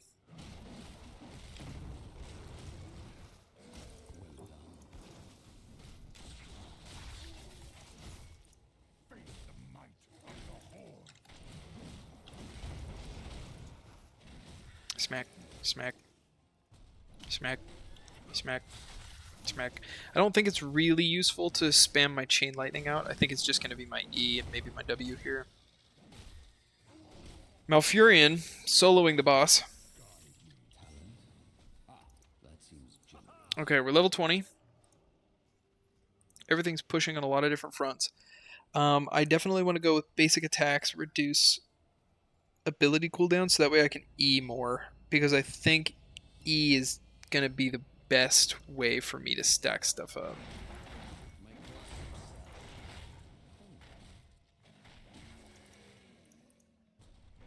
Okay.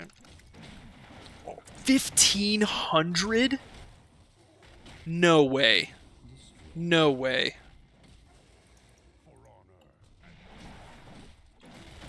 Oh my god, that number is real. That is a real number.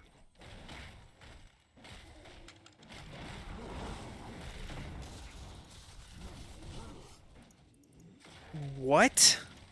I know the Sylvanas changes are really strong, but that is just bananas.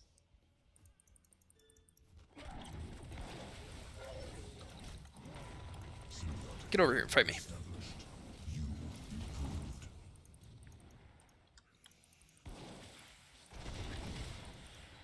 So every time my ult hits somebody, I gain my Frostwolf Resilience, which means in this build, I'm not dying. I'm not dying, especially if I'm healing 1,500 a pop. I honestly might be healing more than that. Where's the boss?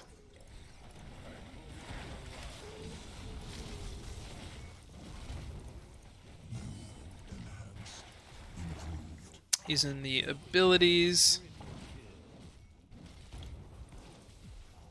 Okay, and he's out. I think we got a boss on both sides, right? Or they already killed? They already killed bottom boss. I'm on this, and I'm not going off. Well, that's Thrall. That's disgusting. What even? 52? Oh my gosh. Oh, wow. Really? In an AI game? No way. Thank you, Player 5. All right. We're reaching the end of the introduction of Hegel. We've just got a couple more paragraphs to go. We're so strong and so good. Wow. I leveled up so much. All right. All right. I'm not ready. That's okay.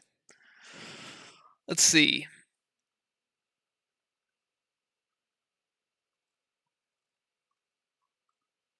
Oh, man. I don't even remember where we were at. This is tough. Man, dude, 2 hours of reading a day? I don't know if there's anything tougher in the world. I'm joking. All right, let's go. Paragraph 87. In this presentation of the course of experience, there is a moment in virtue of which it does not seem to agree with what is ordinarily understood by experience.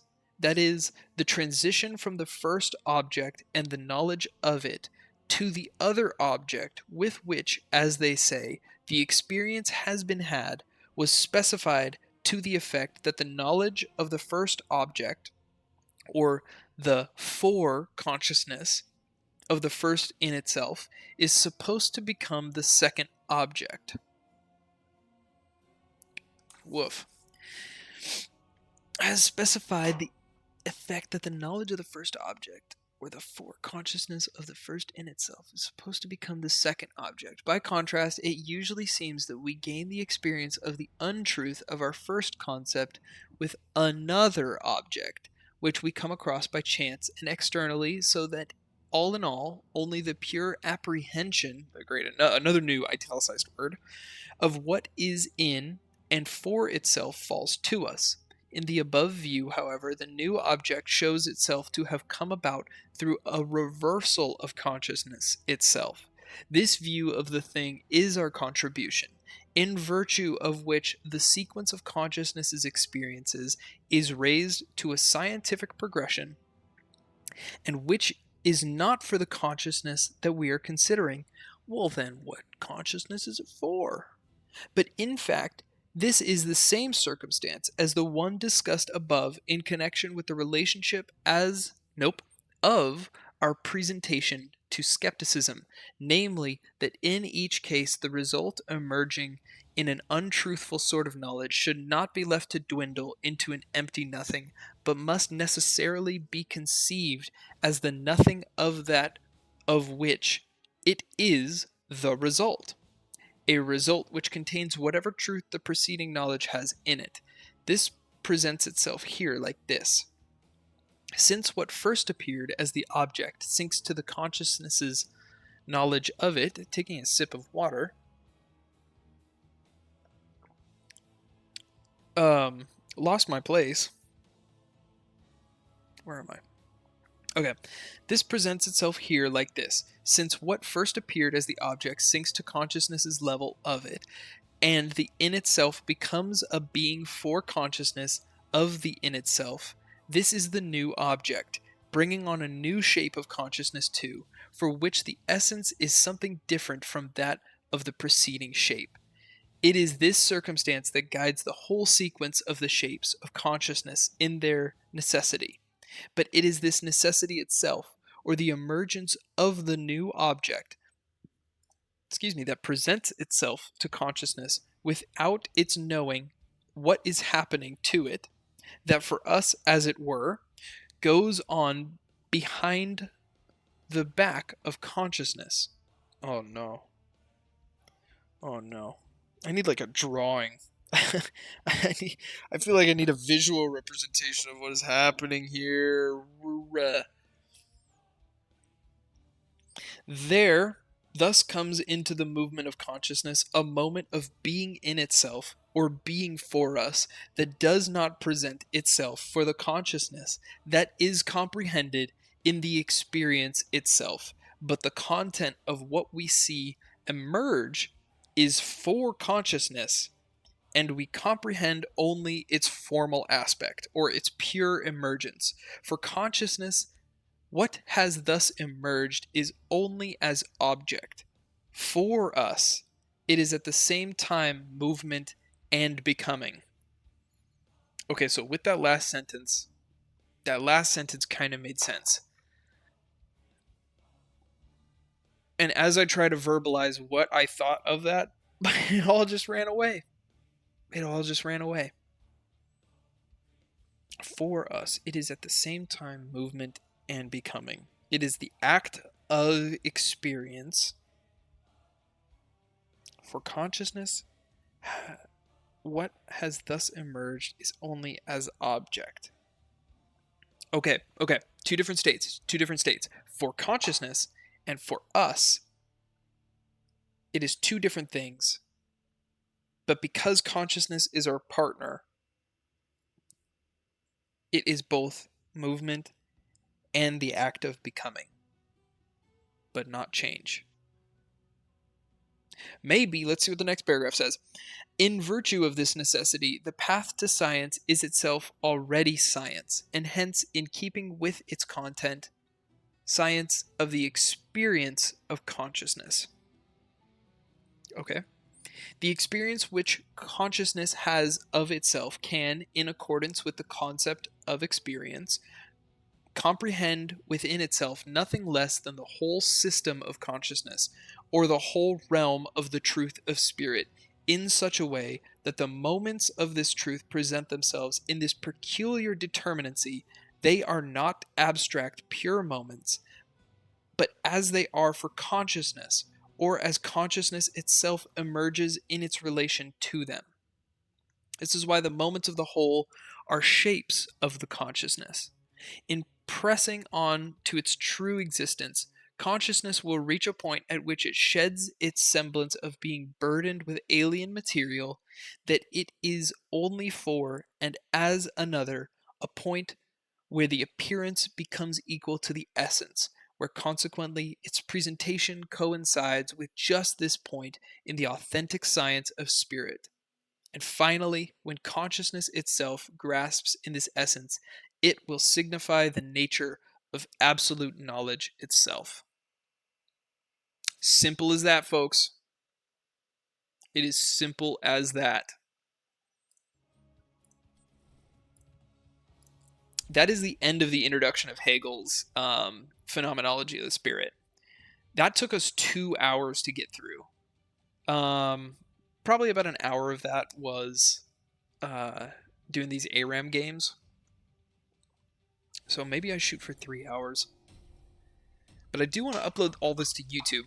And we're going to see how well that does, because this is really riveting stuff that we got going on. Why do I want to do this? I don't know. I have this other script that I'm working on. It's an Overton window. It's an analysis of the Overton window. I've been working on it since May of last year. Um, and I keep editing all the breaths out.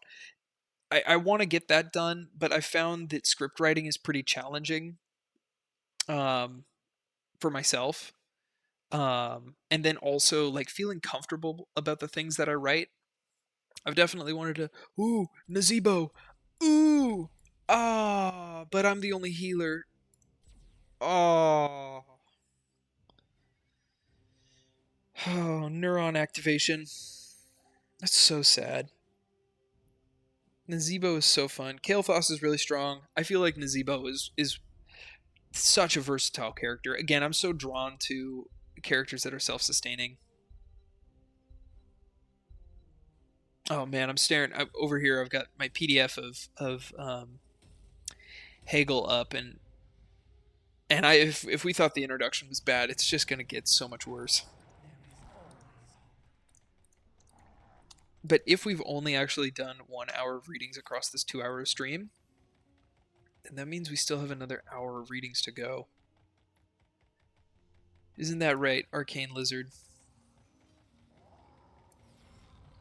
Yeah, that's right.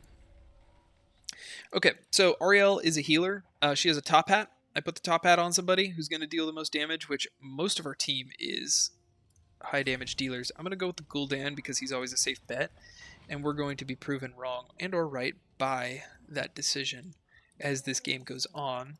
I think I just want to do a simple... I'm going to go with Righteous Assault because I don't have mana that I have to worry about, which is really nice. Wow, getting choppy here.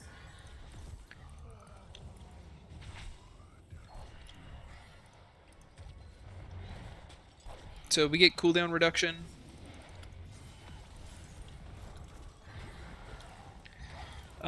Q is a big ol' arc of damage, and that's what we use to sustain ourselves. Oops, don't know what happened down there. Probably should have paid attention. Hey, but you know what?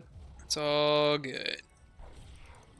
It's all good, man.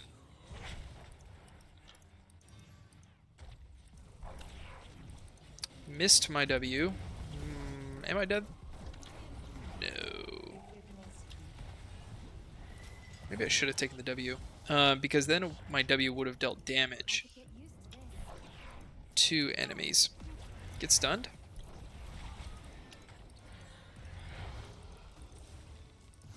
My E is a little boop, which is really nice because it pushes enemies back.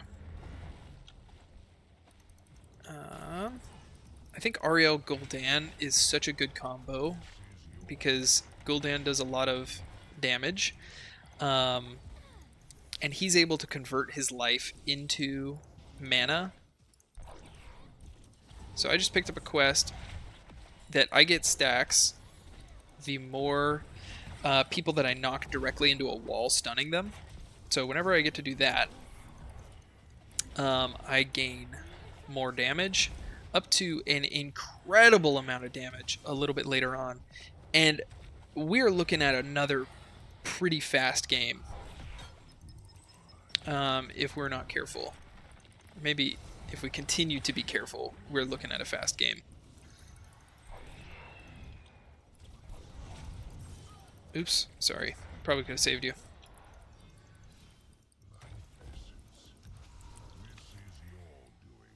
We're only missing Tyrael, and then we will have played... No, Tyrael and Malthael are the two that we're missing in order for us to have played as the entire host of heaven. Missed my W.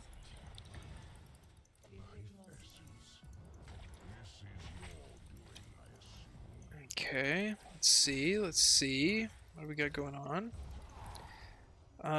Ray of Heaven... Oof, sorry, Ariel. That was Alexstrasza changing into her dragon form. Oh, missed my W again. I'm going to pick up the reduced cost to my W. So now each time we pick up a regen globe, the next heal that we do is going to cost less, which is really nice. Landed the W that time, which means that we'll be able to pump out a lot more juicy Ws as the game goes on. Just going to heal for a little bit there, with a 75% reduction in the overall cost of the energy it takes. Ah, gotcha! I want level 10 so that way I can pick up Resurrection, so that way I can res myself. I could do Stasis. That is what a good Ariel would do. Missed my W. Probably could have saved that Lunara again, but I didn't have her up on the screen. And I think she's going to realize that at this point. You know what? Can I bring her back? No, not yet. That's okay. Uh-oh. No, he doesn't have Mosh Pit.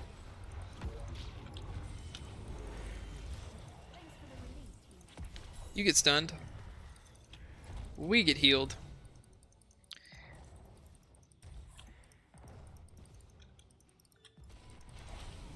Ooh. There we go. 75% reduction on the cost of energy, and I'm already back up. Which means I can get out another juicy heal. Missed my W. He keeps diving like he has Mosh Pit, and that scares me so bad. Give me that globe. Can I pet that dog? I think I missed the heal on her. Sorry. This poor Lunara. Everybody group up. Miss the Orphea. Give me that. Ow. Ow. Ow. Alright. 75% cost reduction. And as the game goes on, there's a little bit of a talent that I can pick up a little. Oh, I think I... Ooh, I'm about to die. Oh, scary.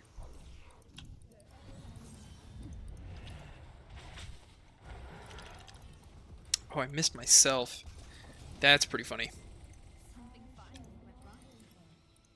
Alright, they have heroics, so now if ETC moshes in like that, I do need to be scared.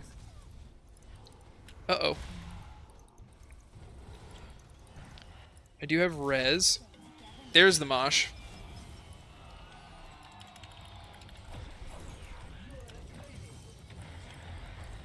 Orphea, you come back. I'm sorry, what death? Is the death in the room with us right now?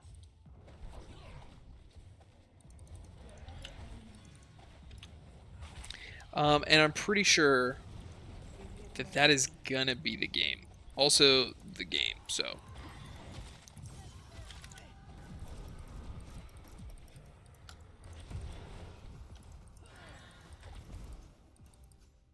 I'm sorry, Lunara. Wow, I get so much from that. That was ridiculous. Gul'dan is such a good combo with Auriel. We're picking up globes. Should probably mount up. Missed my W.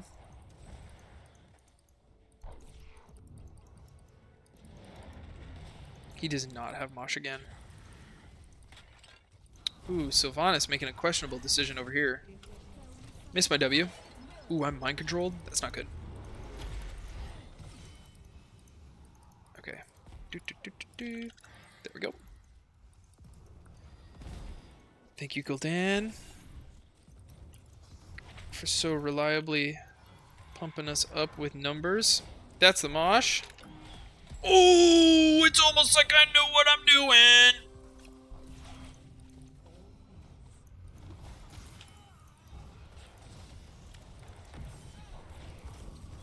Who died? Lunara, you get back. I heals others instead of myself.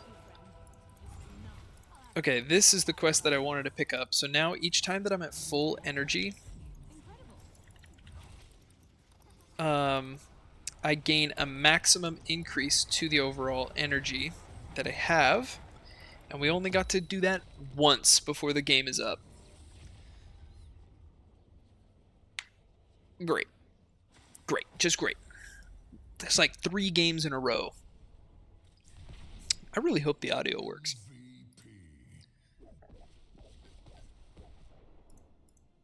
Yeah. I had the best kill streak. Great job, Gul'dan. I want to check his stats. I want to see how much damage he did, because I feel like it was a lot. And I only know that because I was healing a lot.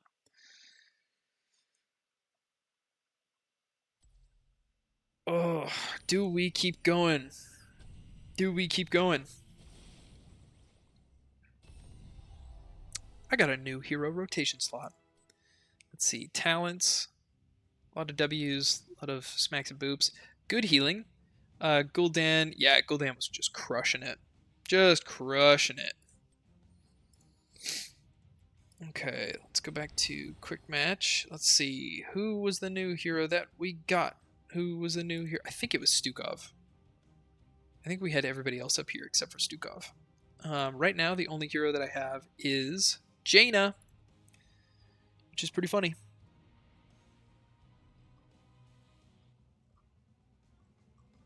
Oh man, we gotta keep going. We gotta find the strength. We have to know the knowing. But you know what? This video is already 2 hours long. I might do another one, but I think I'm gonna cut it here. We're gonna end on a high note. I'm gonna take a quick break and then probably be back with the stream a little bit later. That was a 2 hour and 15 long stream. Closing up shop. Now we know so much about knowing. Actually, no. We'll do a little taste of what is yet to come. A. Consciousness. Number 1. Sensory certainty. The this and meaning. That's right, you heard me right. The this and meaning. The knowledge that is our object at first or immediately can be nothing other than what is. Nope. Can be nothing other than that which is itself immediate knowledge, knowledge of the immediate or what simply is. We have to adopt a similarly immediate or receptive approach, and thus alter nothing in the object as it presents itself, and exclude conceptualization from apprehension. We must not conceptualizing apprehension. And we're going to leave it there. See you next time, which might be a little bit later today, but if you're watching on YouTube, it'll be whenever you wake up and hit the next video, because you probably listen to this to go to bed. Thanks so much for joining. Hope you like the games. Hope you maybe began to learn something. Let me know in the comments. See y'all.